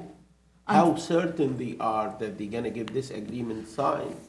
well, They it didn't. seems the draft easement that they have, it has been, I think they've gone back and forth with DOB as to how they can rectify this issue. So verbally, they have discussed it with DOB as what I gathered. No, but however, in the process of implementing it, if it fails to meet, again, DOB's review, then they would have to go back and correct it. But this is quite common, these alternate means of egress. This is really a DOB thing, Right. so not unless we saw something that was clearly untoward or whatever, it's very common to egress through another building, That is go true. outside to the Right. court and go in. So it really is, did you make a deal with this neighbor? Yes, no. If you don't, you can't produce the egress to DOB, and you need to figure something else out, which might be something you put in your own building that goes to the roof, or, I don't know. But it's really a code issue. And Right. they're asking for 2 years. Right. So just in case they need to find the other alternative. So they were clear that it might take longer, so. Yeah. Okay. Okay. Appeals calendar, continued hearings. Item number 11, calendar numbers 2019-13A and 2019-14BZY. 11 through 31, Ryerson Street, Brooklyn. At the prior hearings, we had asked the applicant to go through its argument that conversion of the building from a hotel to an as-of-right office would result in serious loss. That was, I think, the only open question. So the statement of facts was revised to do that, along with supporting documentation. But I just want to note, first of all, that the differential figure between hotel and office development costs on page 7 of the statement of facts is definitely missing a decimal point. It's a difference between $1.5 million and $15 million, so always be careful that you don't miss your decimal points. My only question, because I thought it was really well prepared and for me, very understandable, even though there's a lot that's very complicated. My only question is, why is there approximately a $2 million difference between completed to date in the office versus the hotel version? I didn't understand. My understanding was that they could reuse basically everything, except maybe a staircase, something like that, that's in the And the hotel partitions. version. Well, the partitions, there's hardly any work currently in place. So that, and this was $2 million difference. It's not a make or break question, it's really just curiosity when I look at the chart. And that was my only question. Anybody else? No, I thought the serious loss analysis was helpful. I think they did a great job Yeah. detailing that serious loss analysis. It's Yes. fine, I think it's ready to close.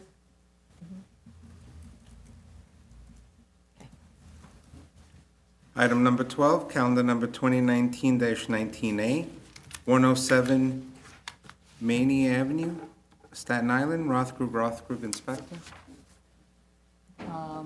They've requested an adjournment.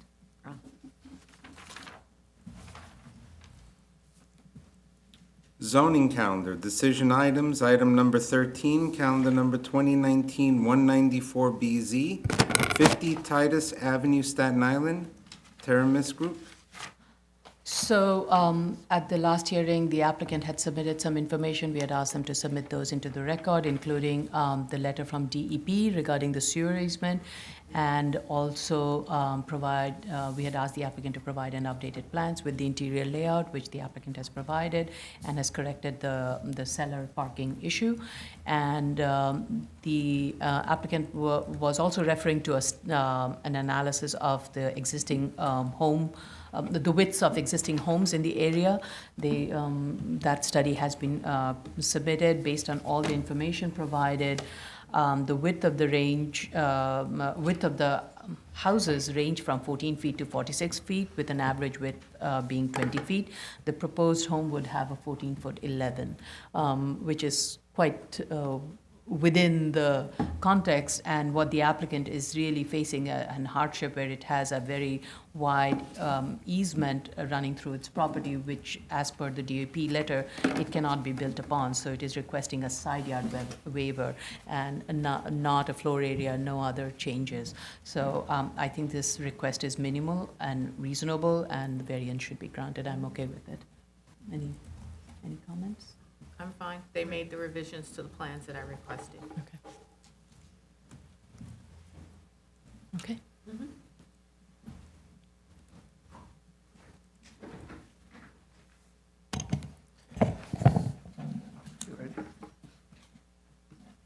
Next one. Yes, Okay. please. Continue hearing item number 14, 2017-231BZ, 765 Pennsylvania Avenue, Brooklyn. Okay, so this, we got a very late submission last Friday.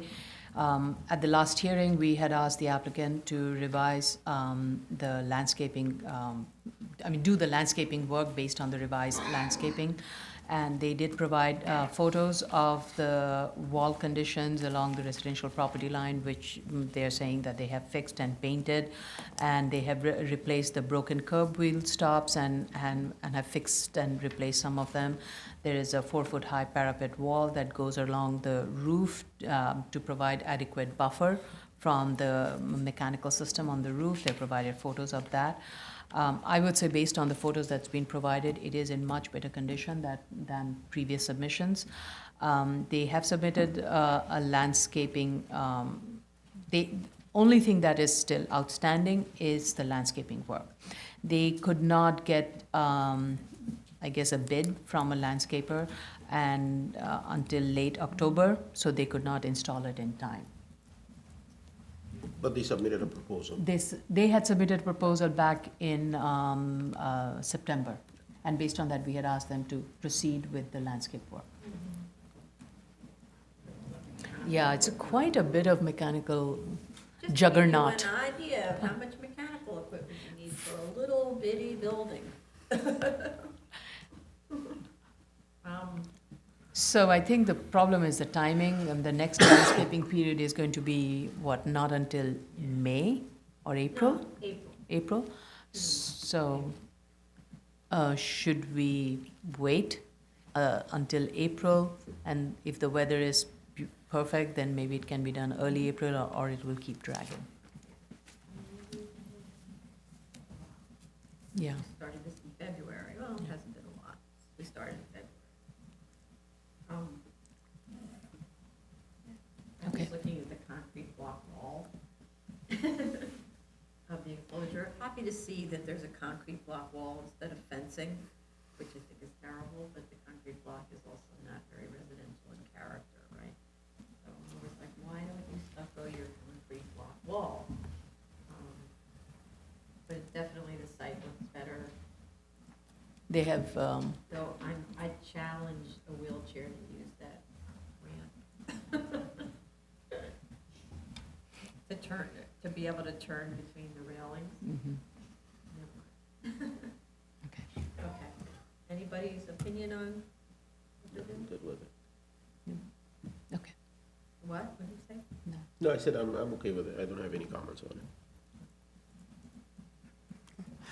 Item number 15, 2018-16 BZ, 974 Sackett Avenue, Bronx. So, last hearing, it was adjourned, and the applicant needed time to complete the site work. Since then, they have done a lot more work, and we had asked them to also provide a hearing notice. So the hearing notice was mailed to residents. Applicant has provided photos of the garage door that was very uniformly, beautifully painted, I would say, and the sidewalk also has been repaired and replaced fully. And the landscaping has been planted. We know that this was used as a gardening area, so it continues to be used, portion of the site.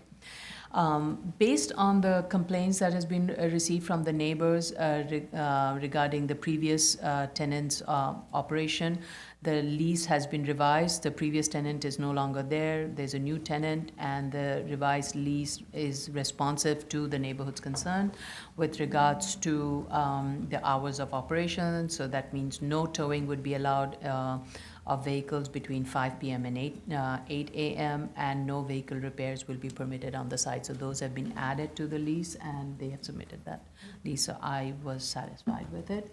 Any comments? Well, it looks good. Yeah. I just asked that we Anybody else? incorporate those hours into the resolution. Say it Oh. loud. I asked that we incorporate the hours into the resolution Mhm. of towing.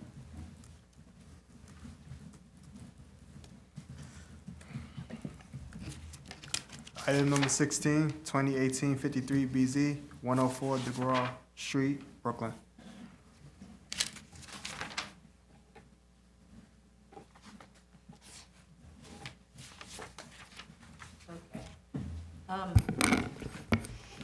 Kind of sorry about this one. We've been trying to persuade this applicant to complete the analysis on its A finding.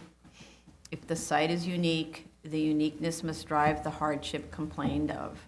The revised statement of fact states at page 3, quote, The physical features that make the subject property unique give rise to an unnecessary hardship because they render the site inadequate to meet the demands of potential office tenants, unquote. So I'm with you so far. How do those features render the site inadequate?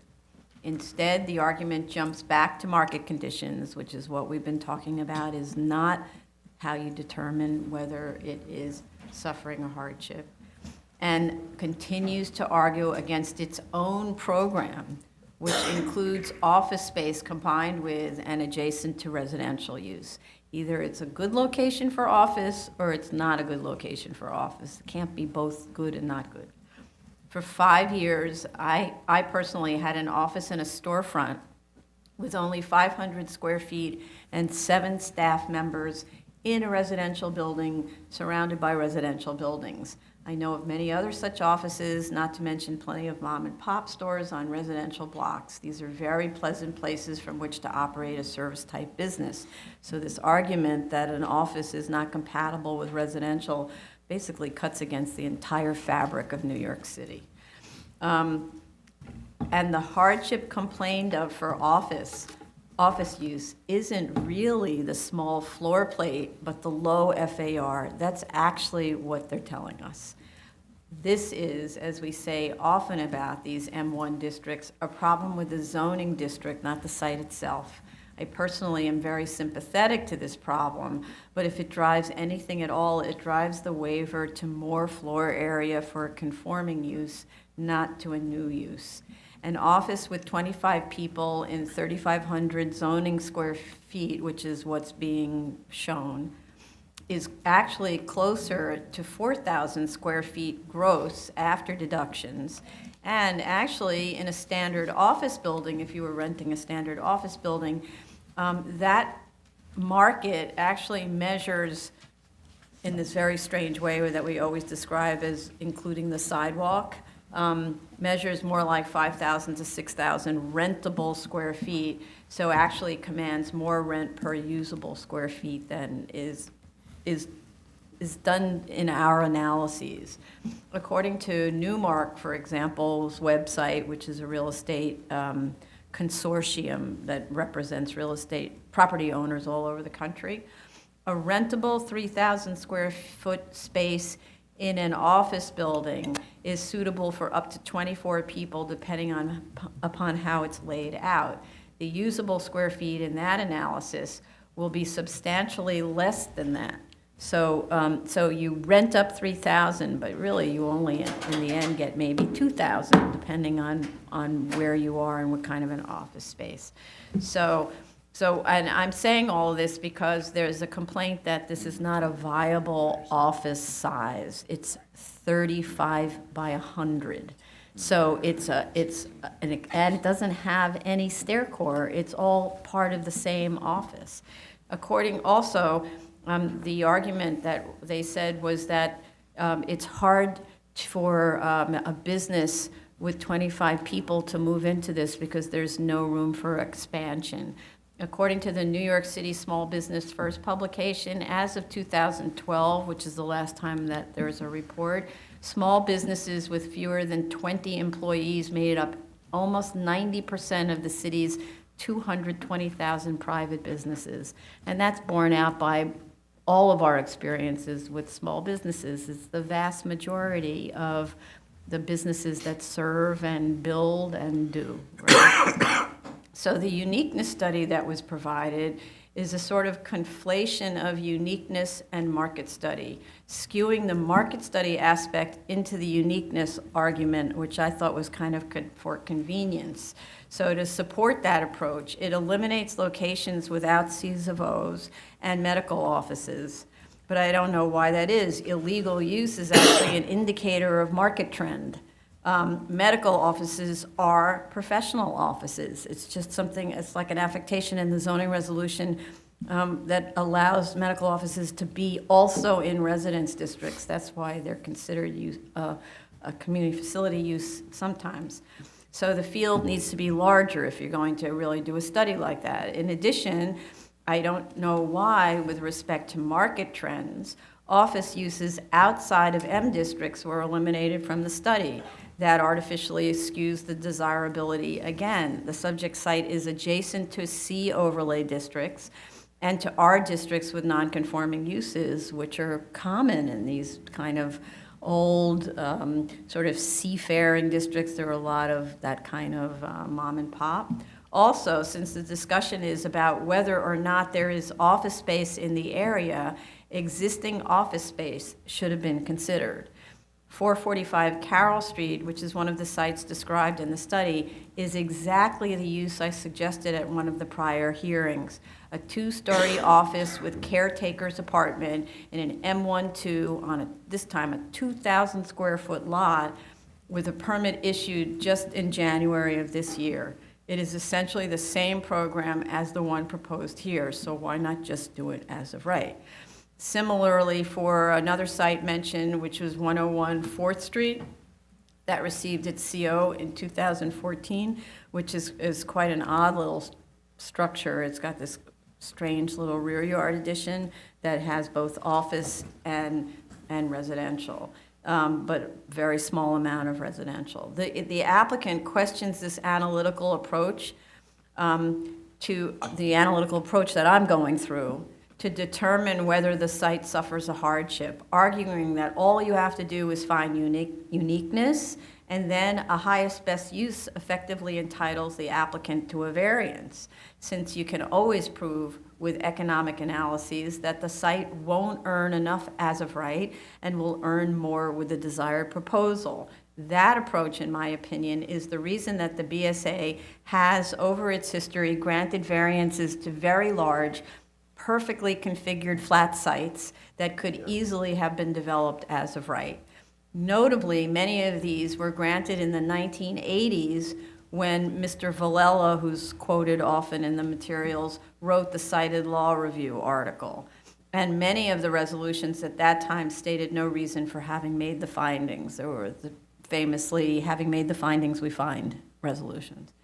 The purpose of a variance, nonetheless consistent with Mr. Villetta's statement in his law review article, is to make the property owner whole where the site is so burdened by its unique physical conditions as to be rendered valueless, i.e. to prevent an effective taking under the Constitution. To do otherwise is to rezone New York City by variance while waiting for city planning to catch up to obvious failings in the zoning maps. The Court of Appeals case that they cited to support applicants' argument that this board has no authority to analyze the case like this is from 1939, and no later cases are provided that would be relevant to the zoning resolution's findings as they stand today. And while I'm not familiar with the board's analysis of the 2009 case, the resolution for the Clarkson Street case does indeed show that the board looked very carefully at the reasoning behind the existing building's unsuitability for office and manufacturing use, including noting a 16-foot on-center grid of columns, the inconvenient location of the freight elevator at the center of the building, and low floor-to-ceiling heights. I remember also on that case that the board learned that the front facade of this landmarked 100-year-old building was separating from the building structure, adding significantly to construction costs. The Spring Street site that's also cited is shallow at 85 feet deep and results in a floor plate with a floor area similar to that of the subject site. Indeed, the board found that the argument that the elevator and stair core took up too much of the area of the allowable floor plate, rendering the floors impractical for conforming uses. The board actually looked at that because that was demonstrated. The core, elevator, and stair for a tall building was large.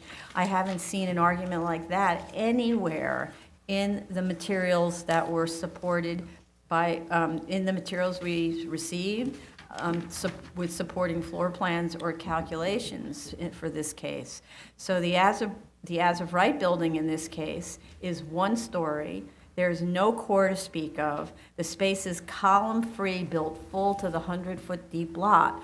the as-of-right drawings show very viable conforming uses and open circulation, hence no lost space. And you can't say that when you walk around your desk, that's circulation space. That's called how you furnish the layout. So, I mean, I don't know if there's an argument to be made about lost space and inefficiency on a 35-foot wide lot, but if there is one, as far as I'm concerned, it's never been made. And I'm sorry to say that because we've given them so many chances and so many directions to do just that, and they didn't do it. So for me, I don't find an A. Next.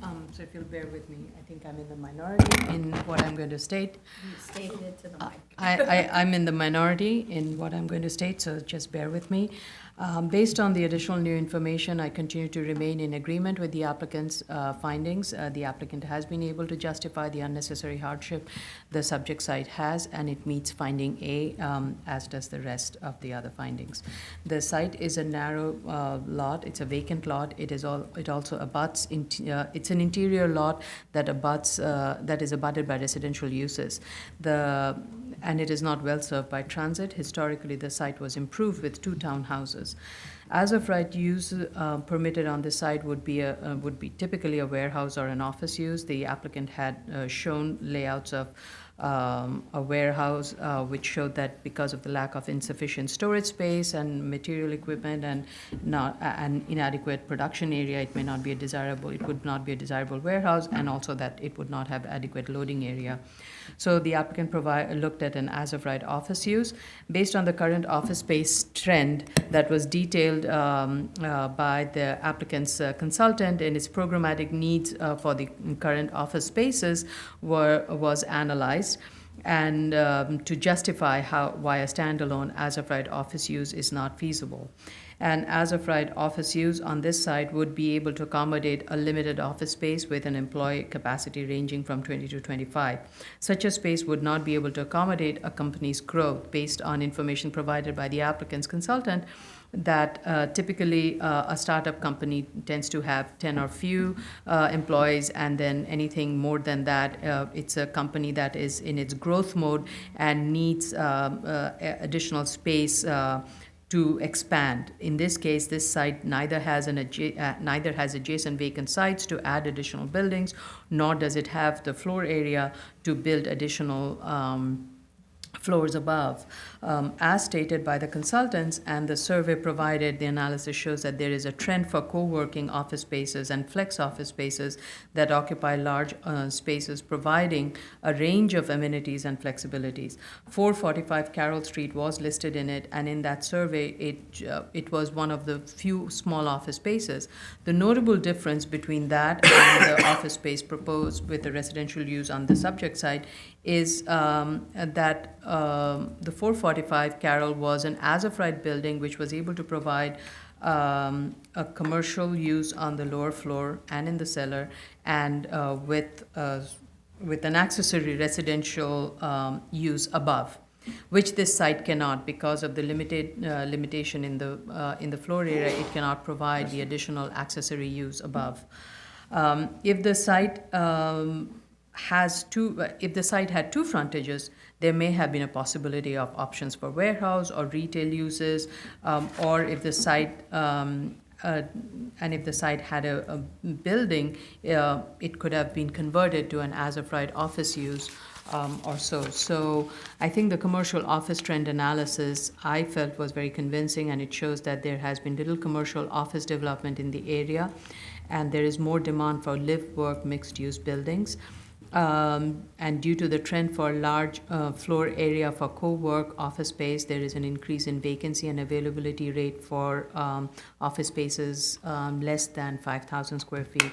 So therefore, a small commercial office footprint of 3,500 square feet, even with additional gross floor area, would yield in low rent and long lease-up time, and that goes to finding B.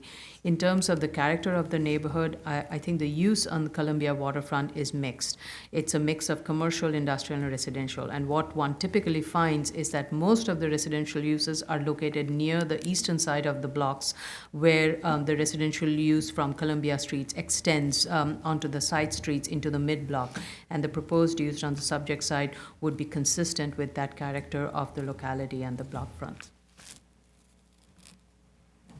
So, when I look at this, I look at the argument that they're giving us and the complexity and in teasing out what the uniqueness is versus what the market conditions are, because I find that they have been linked in the paperwork, and I agree with you, Chair, on that issue. But I go back to the latest submission that they gave us with all of the paperwork that they gave us about the changing office market. And one thing actually became clear to me was that the way in which we actually work in offices has changed throughout time, and there's been an increased flexibility in office layouts to respond to that. That actually is a plus for smaller sites. You know, you don't need that traditional large layout of bosses in one section and very large offices and receptionists in front of the offices and then different tiers of workers following. Startups can be here, small companies can be here, medical offices can be here. There's so many different varieties of office typologies that actually could go into a small site that I wouldn't say that this is a unique hardship, a problem with the land. Instead, I would say that this is a question of competition or lack of competitiveness in an office market, which is actually a market issue. And so for that reason, I don't find their A finding convincing. I think that through time, there have been enough changes in office layouts and the way in which you construct offices that this actually has become a benefit to the smaller sites. So I think that if we were to give relief to small lots because they couldn't have an office building that would be attractive to every single type of worker out there or every single type of corporation out there, would mean that throughout the city, we would actually be rezoning every small commercial site because it doesn't have enough broad attractiveness to the entire office market. So I have a problem with that. So I would say that I'm not convinced by their A finding. Then if we would get to B, I have had a running disagreement with the applicant as to the rent that they're ascribing to the residential townhouse portion of the development based on the comparables that I have seen. I finally got the applicant to concede that this, the townhouse portion of this site would actually rent at one of the higher end rental income of $9,500 a month. And they made that change in the previous report. However, they're now rethinking everything, and this is where I have a problem. They're actually rethinking the assumptions that they actually let stay the same in the previous report and have developed a kind of rationale around their reasoning for changing it, and that I totally disagree with. Number one, I totally disagree with when an applicant is told to adjust one number and then adjust several others in the process when those weren't requested, those changes, because I think it just, you know, reduces the credibility of the report, because it looks like they're trying to find one final result, and so they're gonna tinker everything else so that the result stays the way they want it to be. The other reason, their actual reason, they said that, okay, while they bumped up the residential rent to $9,500, they were gonna lower the office rent for the office portion, because in their argument, the office rent was made higher than the comparables because of the attractiveness of having a live-work at the same site. Since we increased the residential rent, they're stating that increasing the residential rent was because of the live-work on site providing a premium to the residential, and so you therefore could not provide a premium to the office as well. I don't agree with that. There's no rule that says that you can't value reflect a premium in both rents, number one. And number two, they're missing the point. I asked them to raise the residential rent because of the spectacular layout and amount of space of the residential apartment, not because of its association with office. In fact, if you look at it, the office on that site actually reduces the attractiveness of the townhouse, if anything, and I wouldn't allow them to reduce the townhouse rent because that would be self-created, that you choose to put office there and then complain that it's affecting the residential. If you actually look at the plans of the residential townhouse portion, that's a double wide lot for residential. It's 35 feet wide. This isn't a 17-foot wide building where everything is kind of made miniature and elongated and narrow. This is 35 feet wide, and if you look at that entertainment floor, the floor that has the kitchen, dinette, living room layout, who wouldn't want I know. a home that's 35 feet wide? It is going to be absolutely beautiful, and for that alone, and the fact that it's 3 bedrooms, 3 bathrooms with a bedroom on each floor so that everybody has absolute privacy, yet also has a bathroom with them, who wouldn't want that? It should be at the top of the market. And so if I were to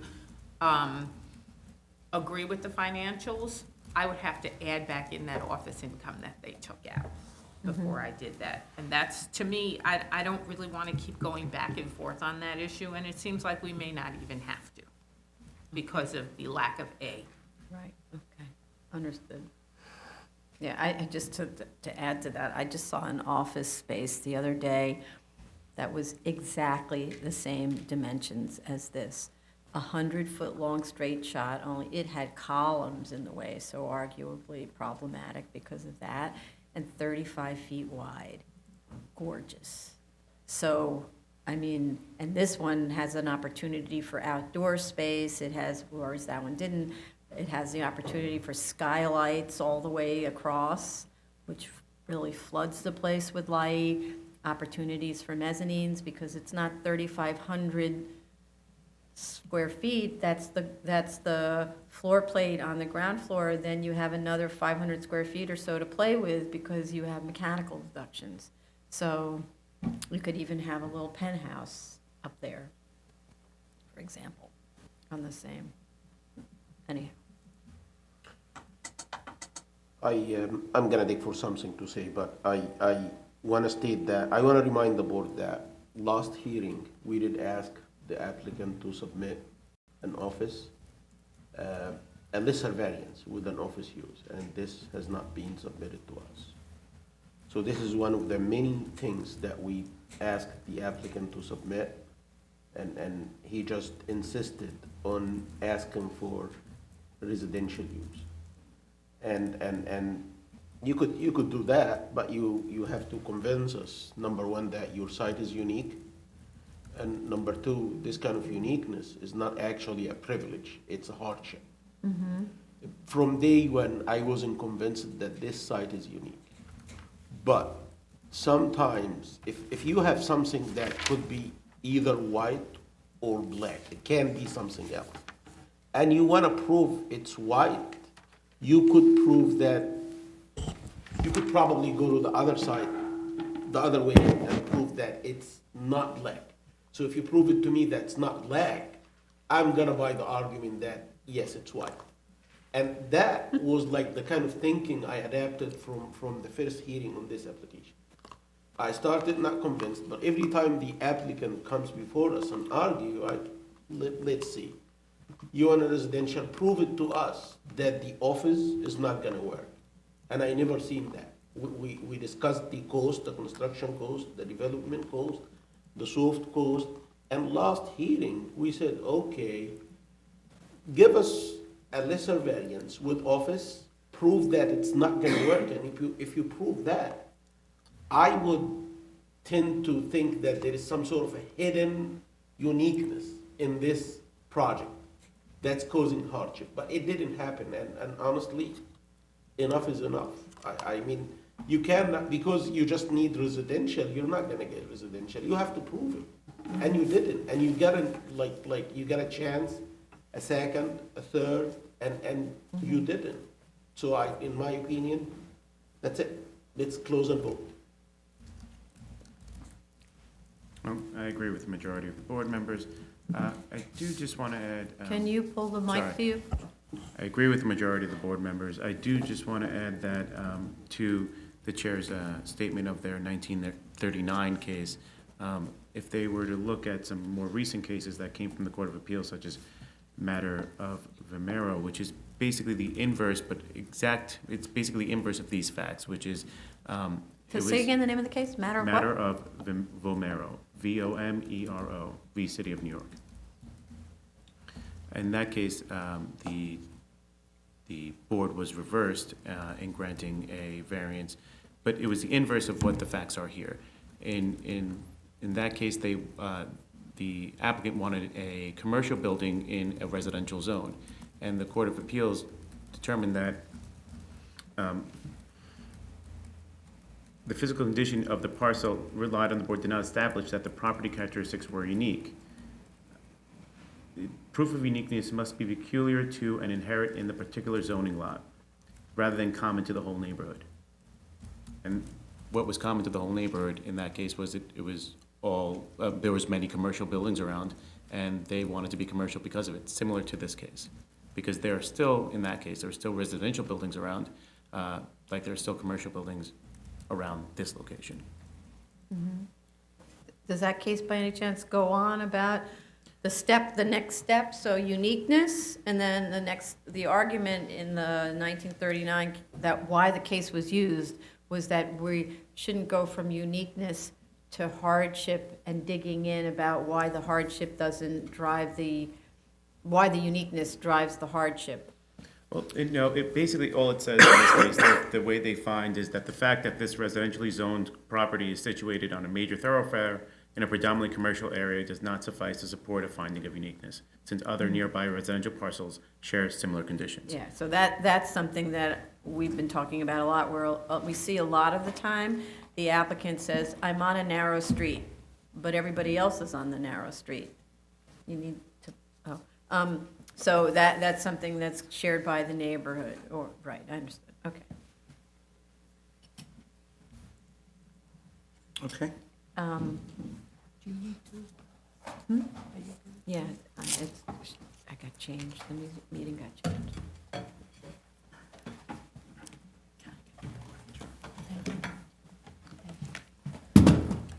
Okay, Okay. we can go. Item number 17, calendar number 2018-66BZ, 118 West 72nd Street, Manhattan, Sheldon Lobel. So they requested an adjournment. They're working on the accessibility issue. Item number 18, calendar number 2018-109BZ, 9-03 44th Road, Queens, Goldman Harris. Also an adjournment. They're requesting time to allow DOT and DEP their review, and also they are working towards addressing DOT's school safety comments that was provided back in October. Item number 19, calendar number 2018-167BZ, 1133 East 22nd Street, Brooklyn, Sheldon Lobel. Okay. So the last hearing last week, the applicant had provided a revised plan and we had asked them to further set back the second floor to maintain a rear yard depth of 27 feet on the second floor and a 30-foot on at the attic level, which the applicant has provided. This has resulted in further reduction in the floor area and an increase in the open space ratio. Also, they have clarified the information with regards to the demolition of the wall. 66% of the exterior perimeter wall will be retained on the first floor, and 53% of the exterior perimeter wall will be retained on the second floor. They have revised the statement of facts. However, I noticed a slight discrepancy in the statement with regards to the floor area and open space ratio. It is still carrying over the old FAR and the open space ratio, not on the first page, but on the later pages. So the applicant can just look through it and make sure all the numbers are consistent. Those were my comments. Great. Anything? Okay. No, I'm verifying. Yeah, good, okay. Item number 20, calendar number 2019-31BZ, 525 West 26th Street, Manhattan, Goldman Harris. So the last hearing, we had expressed some concerns about the PCE extending to the roof of the 5th floor, because this is a corporate headquarters with a PCE for use and for display type of operation. Now the applicant has revised the plans. Only a portion of the 4th floor would be used as a PCE. And rest of the 4th floor and the 5th floor, which has the roof terrace, none of that will be accessible for PCE purposes, and so I was satisfied with that.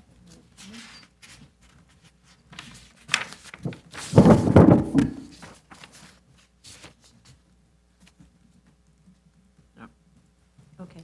Okay. So zoning calendar, new cases. Item number 1, calendar number 2018-15BZ, 250 West 26th Street, Manhattan, Crown Architects and Consulting, special permit 7336 for a physical cultural establishment.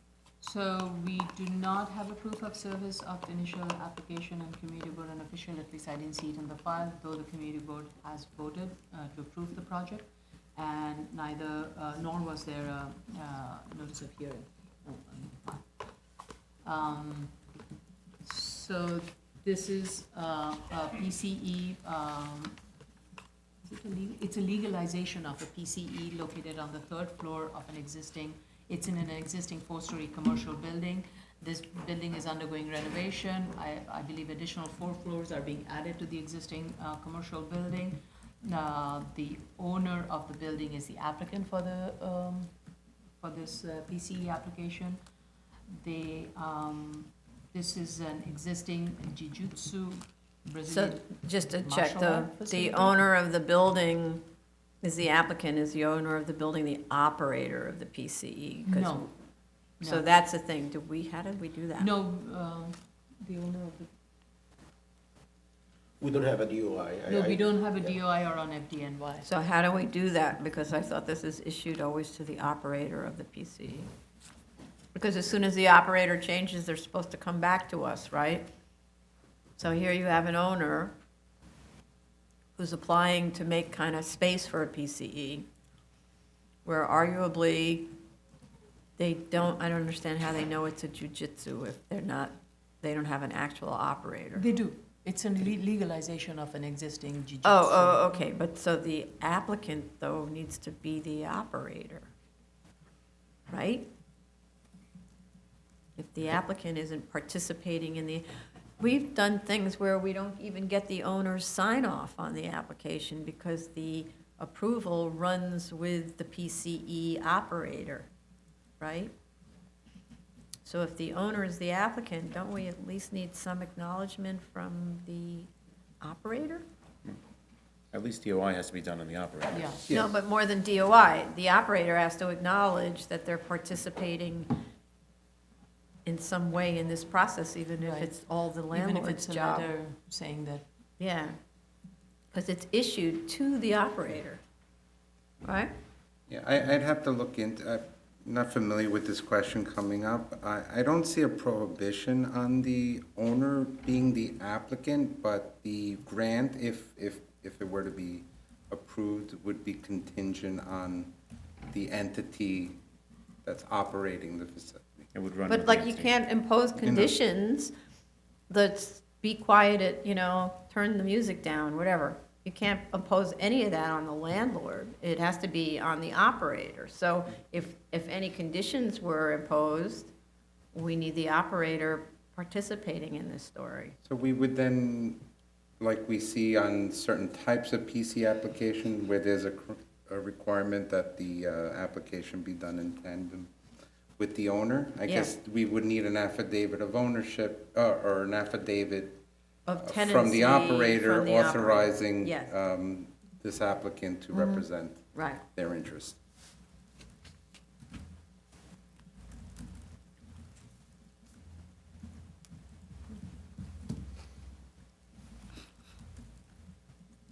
so, should I continue? Yeah. It is a legalization of an existing PCE. I believe initially it was occupying a small portion of the third floor, and right now, based on some renovation that had happened, it is occupying the entirety of the third floor. Though there is some proposed renovation that taking place in the PC area, it wasn't clear if it's complete and if it's fully operational. The hours of operations are Monday through Friday, 7 a.m. to 10 p.m., and Saturday 10:30 a.m. to 1:30 p.m., and Sunday 10:30 a.m. to 12:30 p.m. It is ADA accessible in terms of the sound. Noise attenuation is being addressed through various mats on the floor. I guess when you're hitting each other and you're falling on the floors, all the walls and the floor mats are there to take care of the thud. There is a fire extinguisher and smoke detector, and this was tested back in March of 2018. Sprinklers and fire alarms are going to be installed as early as 2020. The signage, existing signage that is there is non-compliant. The applicant is proposing to provide a complying signage of totaling 1,500 square feet. So, and the fire alarm and the signage are going to be installed at the owner's expense. We don't have DOI or FDNY sign off. There are 18 DOB violations, none of them related to the third floor occupancy, and the committee will voted in favor of it. So apart from this ownership issue, No, we can't run DOI without ownership, without operator information. so there's another application that we are going to review today. They're also I think the owner is the applicant, but the DOI was done for the PCE operator. So that part's okay, but So I then- don't know in this case if we have made the same request where we are asking the operator of the PCE to be investigated under DOI. That I don't know because we don't have the information. Well, it says Marcelo Garcia Brazilian Yeah. Jiu-Jitsu. Yeah. Is that the person who's the operator? Operator. Yeah. So then, So don't know if that's the request that we have sent for DOI. okay, a little confused. Okay. Any comments? Mhm. Next one? Item number 2, calendar number 2019-180BZ, 1253 Lexington Avenue, Manhattan. Prior Cashman is also special permit for the operation of physical cultural establishments. So we do have both of the proof of service of initial application to the community board and officials and notice of hearing. Community board has voted to approve the project. We have letter of no objection from FDNY, and DOI also has no issues. And this is the one where the name listed on the DOI is the name of the operator of the PCE, but the application is from the owner of the condo building. Oh, I see. So this is, I do not think this is a legalization, this is a new facility that is being proposed on the ground floor of an existing residential building located at the corner of Lexington and 85th Street. This would be, what is my note saying? It's a power yoga. Yeah. And so there'll be, it is ADA accessible, sound will be, sound attenuation measures have been provided, and all seems to be fine. Okay. Any comments? Okay. Item number 3, calendar number 2019-189BZ, 97-01 Northern Boulevard, Queens, Rothkrug, Spector. Special permit to permit the operation of physical cultural establishments. We do have proof of service of initial application to the committee board and also notice of hearing, though we do not have a committee board vote. Committee board stated that they will be holding a hearing on January 16th. We do not have an FDNY sign-off, nor do we have a DOI sign-off on this. Oh, there is? Okay, thank you. There is what? There is DOI or FDNY? I didn't find it. Okay, Oh, I didn't see it too. thank you. We do have proofs of notice, though, right? Yes, we do. This is a corner vacant site, new construction and it's proposed to be a 3-story commercial building with ground floor retail, and the second and the third floor would be occupied by Blink PCE. So it will be, based on the plans, there would be an elevator from the ground floor all the way servicing both floors of the PCE. New construction, they're proposing a sound attenuation level would be provided, and that it would not exceed 45 dBA. Since it's new construction, all fire systems would have to be code compliant.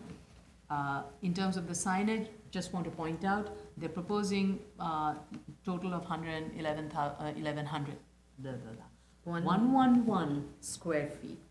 Triple ones. 111. 111, yes, not 1,111, 111 square feet of total of signage. They're very much permitted to have 150 square feet per frontage. This site has 2 frontages, Northern Boulevard and 97.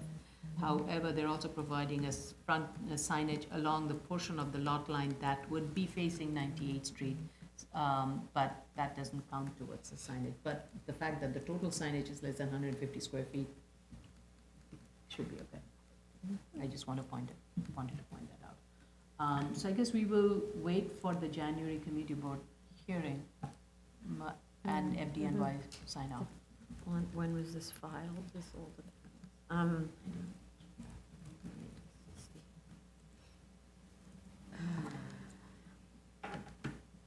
I think there Filed was- in July. We've received a communication from the community board that they weren't able to coordinate for the December meeting or November meeting. Yeah. And But the it was- community board asked for Right, board's I understand. consideration. It was filed in July, though, to the, let's say, benefit of the doubt to applicant. So I get that the community board doesn't meet In December. in July and in August and maybe even in September, but what happened to October and November? So we could do this as a courtesy, but I do have to say, there's a 60-day limit on the time period, and there was all of October and all of November and December to meet, right? So,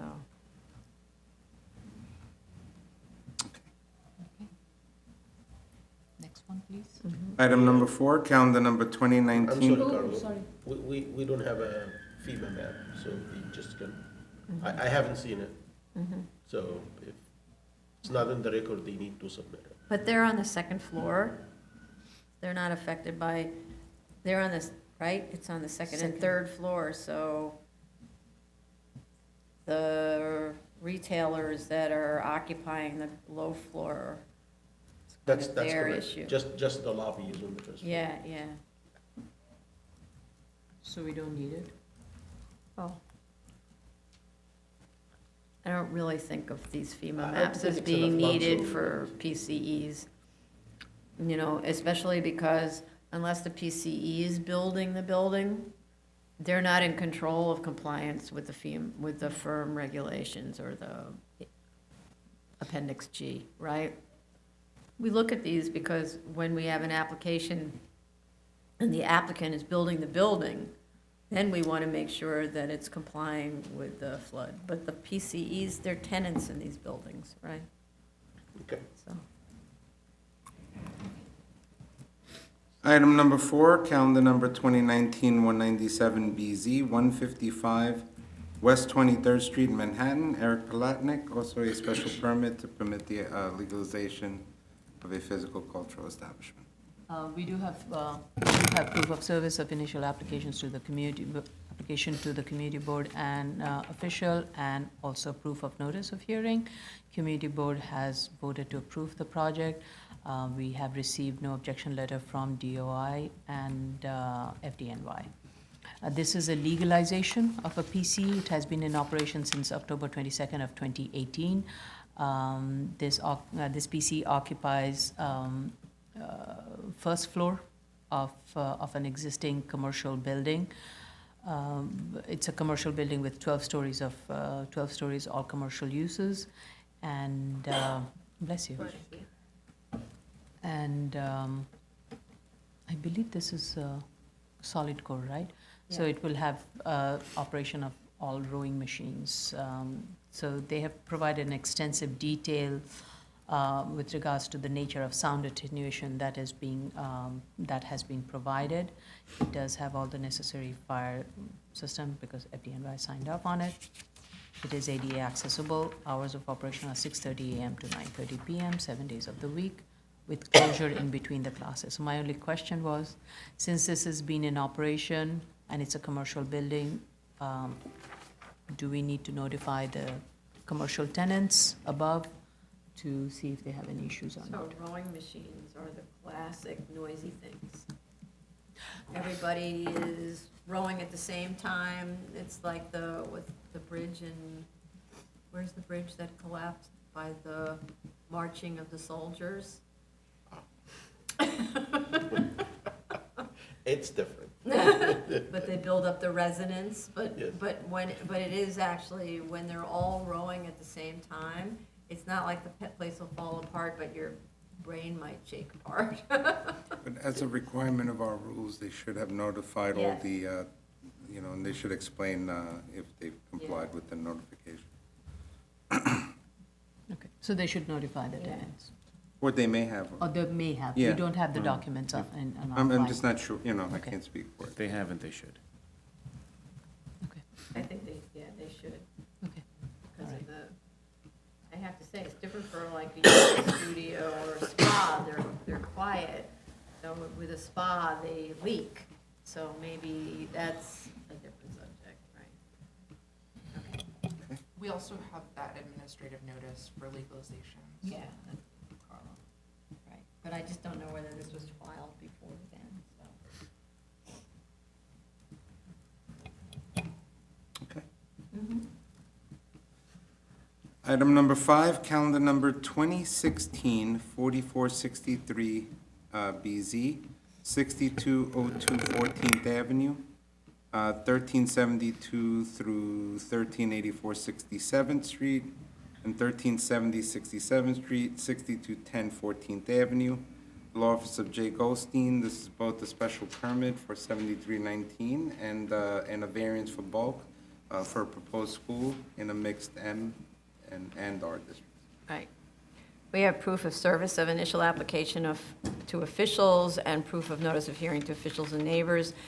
Community Board recommends conditional approval. It says the board voted to approve this application with one condition, that buses will not be permitted to remain parked at any time outside of the school.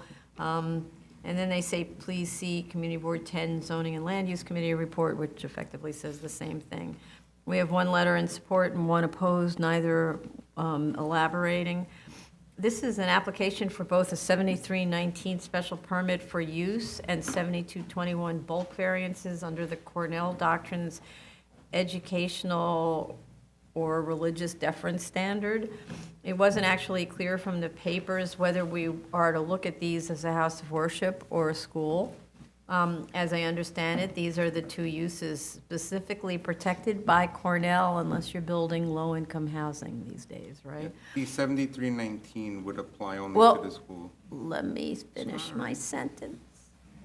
The 7319 findings require that the use be characterized as a section, zoning resolution, section 1210 school.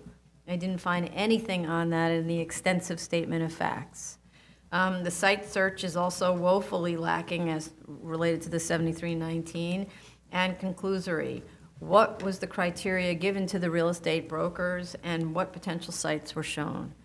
Supporting materials in all of the subjects are redundant, rather from the attorney, architect, or the dean. And having prepared these things, it sounds like the lawyer prepared the statements of all of those people, including the lawyer's statement, and everyone signed the same statement. So I didn't learn anything from having gotten these different statements. They all said the same thing. The as-of-right zoning analysis, I want to say, is also incorrect on the drawings. These are separate tax lots, and unless they can show that it was a single zoning lot as of 1961, which they didn't demonstrate, they can't use an adjusted maximum floor area for community facility use.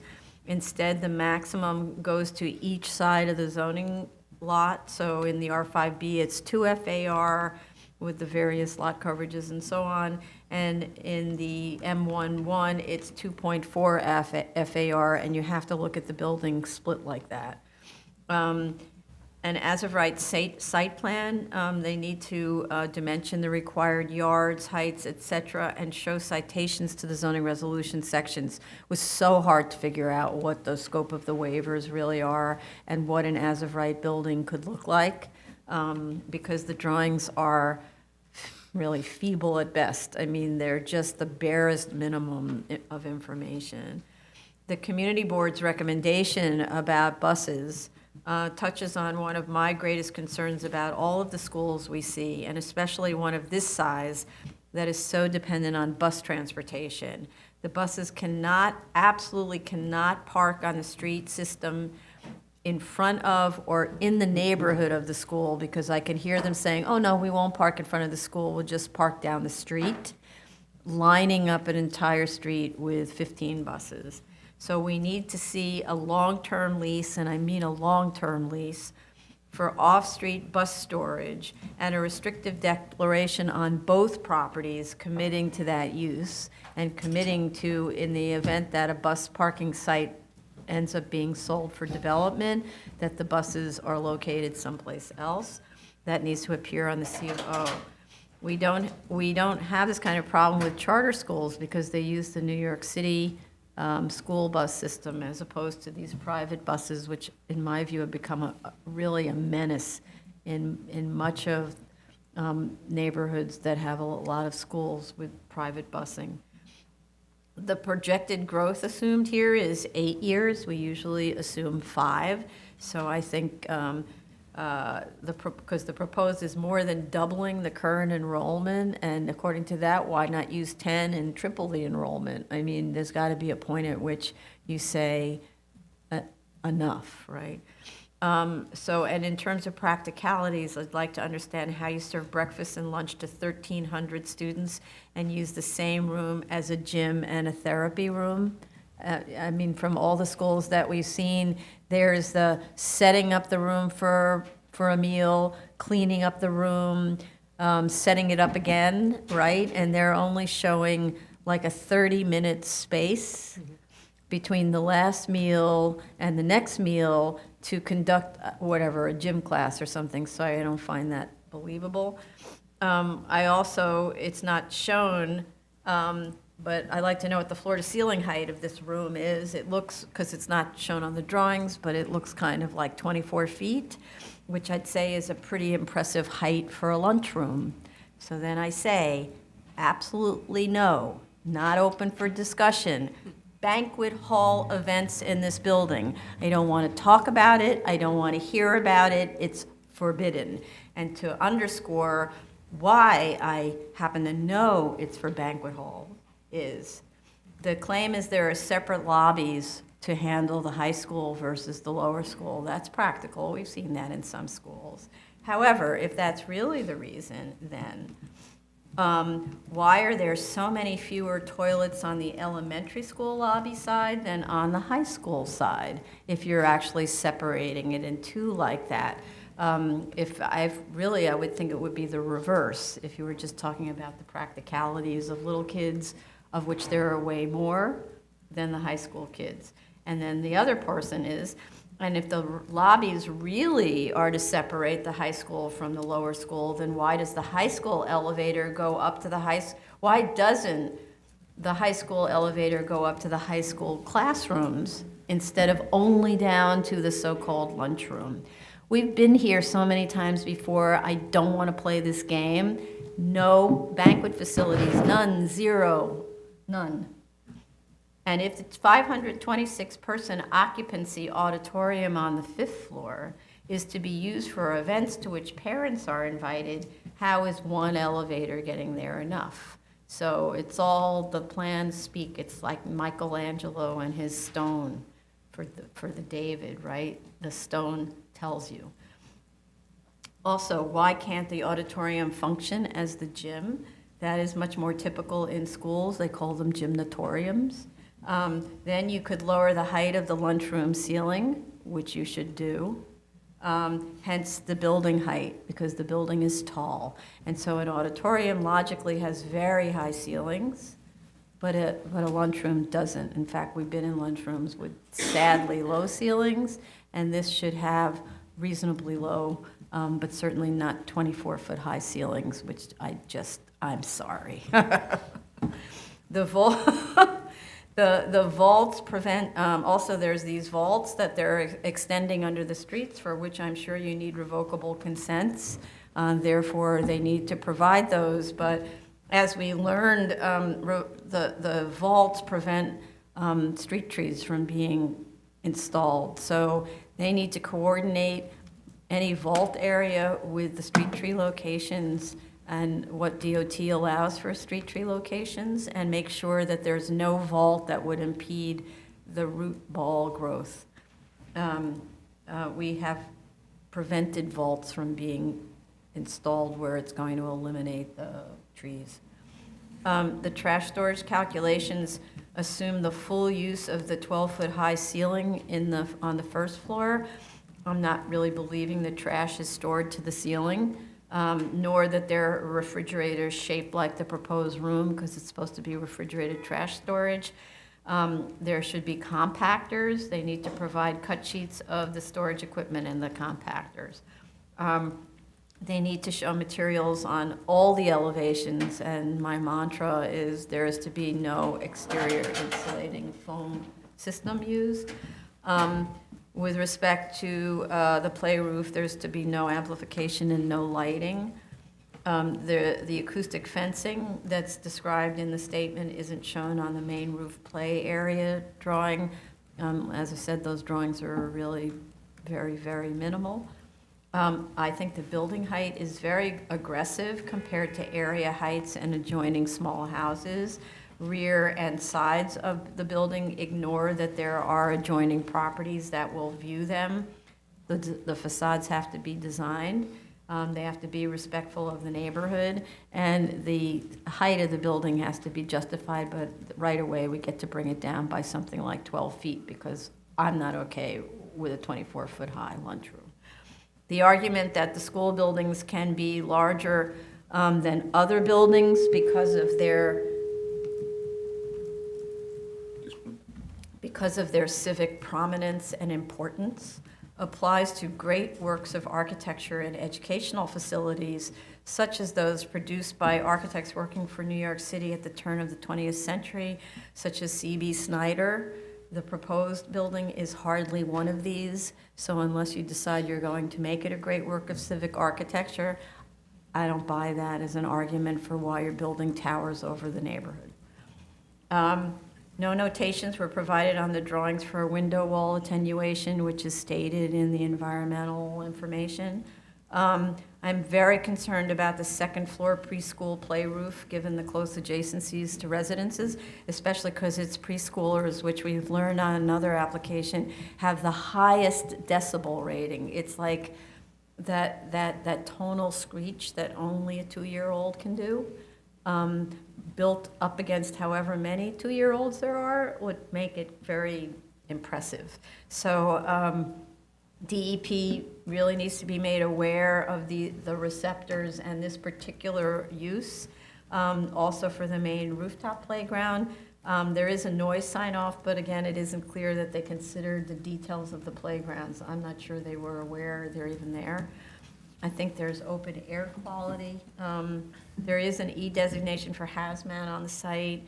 DOT has open traffic questions, and we're still waiting for school safety. And the landmarks. We did get a school safety letter. We got one now? Yeah, I can send, did you see it? No, I didn't see it, okay. So Okay, maybe. send it.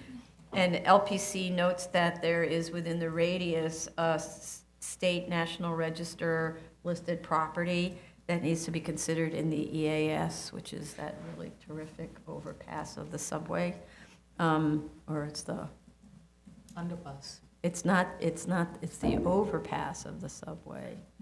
It's not the, what do you call it? It's the U-Bahn versus the S-Bahn. The Uberbahn, okay? Okay, other comments?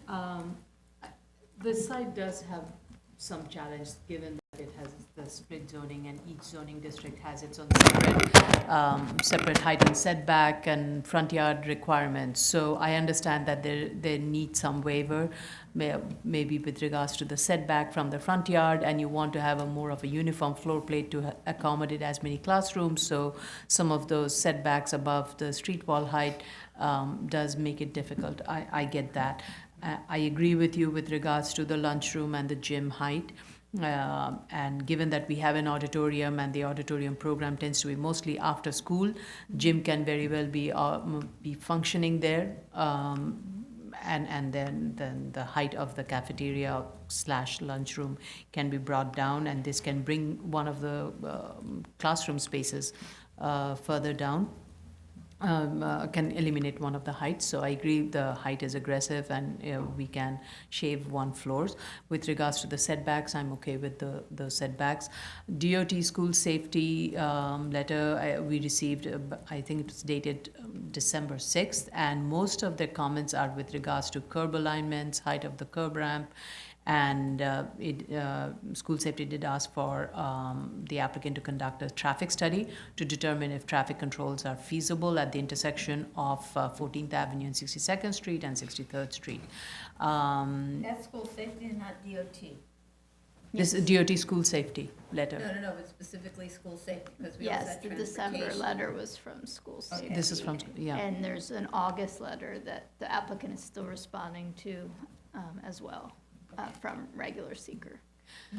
As we know, the applicant has requested for the school loading zones and other things, and DOT has recommended that they go to the community board explaining that, and we know what the community board has said. It has very clearly said it does not want any. So I think this going back and forth may not, No need to go back to the Yeah. community where we got this issue. yeah. The community, The community board may be useful in understanding where these buses are actually going. Because, for example, when you walk around that neighborhood, there are some vacant lots that are packed with buses. And then it turns out that the lot is slated for construction. So where do the buses go? So if we were given a lease for a vacant lot, and the community board happens to know that that lot is a soon-to-be developed site, we know that that's not a viable location for the buses. Just to wrap up my comment, with regards to the applicant state that the school currently operates from 3 facilities and they want to consolidate. I would like to know the locations of these 3 facilities, and can some of the administrative operations be conducted in some of these off-site facilities, which is not directly related to the school, that can also help reduce some of the bulk requests, waiver requests. So I have a question that deals with the programmatic needs and the minimal variance together, and then I have a question about special permits. So the first question I have is, it concerns the plans showing the amount of square feet per student.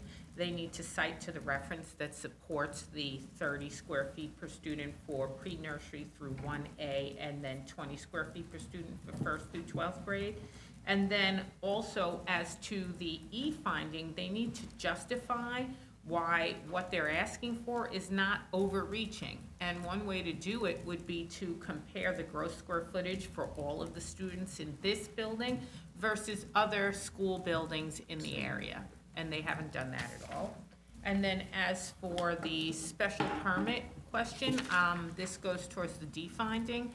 They say, in terms of controlling traffic, when it comes to monitoring the walkers, which are the young people in grades 7 through 12, the monitoring of the walkers is to be informally conducted by the departing teachers who also live in the neighborhood.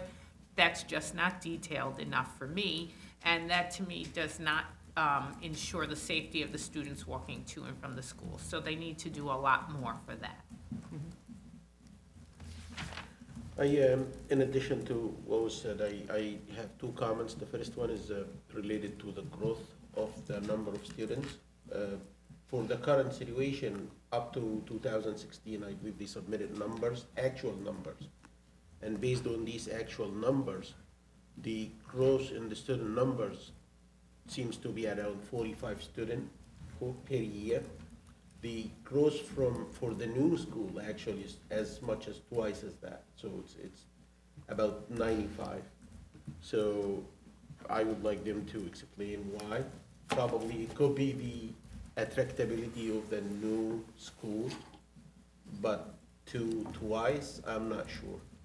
So this is one thing. The other thing, I've seen like too many therapy spaces especially on the third, fourth, and fifth floor.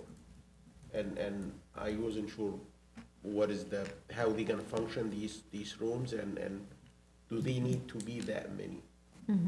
So, I would say that we often see a lot of therapy space, or they call them different things, counseling rooms, tutoring rooms, things like that. We often see quite a lot of them in these schools. Not really sure why, but we do actually often see like a cluster of them on each floor. Anyway.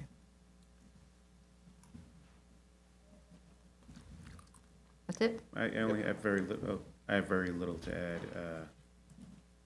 Most of my notes were with regard to the possible banquet hall, and to the e-finding, as Commissioner Ollie Brown stated. Can you speak up, please? Most of my statement, my notes were to what seemed to be a banquet hall, and to the e-finding of why was such a request made with regard to the students and to the space that was needed. I had another question with regard to how they expected the first through sixth graders to travel. I understand that the preschoolers were mostly by bus and the high schoolers were mostly walking, but I didn't get what the first through sixth graders, how they were going to. By bus also. It said all of them will be coming by bus. Right, only the high school will be walking. I see. The middle school and the high school, Oh, sorry, the middle 7 and the high school. Right. through 12. So that leaves the first through sixth graders. Pre through 6th graders will be on the bus. Got it. Yeah. They Seven said- through- Yeah, 7 through 8 grades and high school will walk. All 1 through 6 grades will be all by buses. They need 9 buses. 9 in the 9 AM. buses. In the 6. arrival.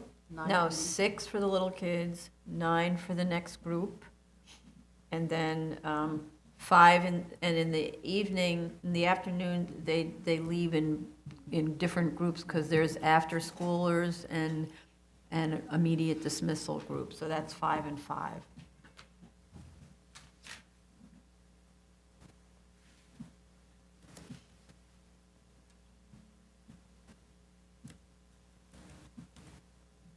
Okay. Anybody else on this? No? No. Okay. All right. This concludes. Sorry, Oh.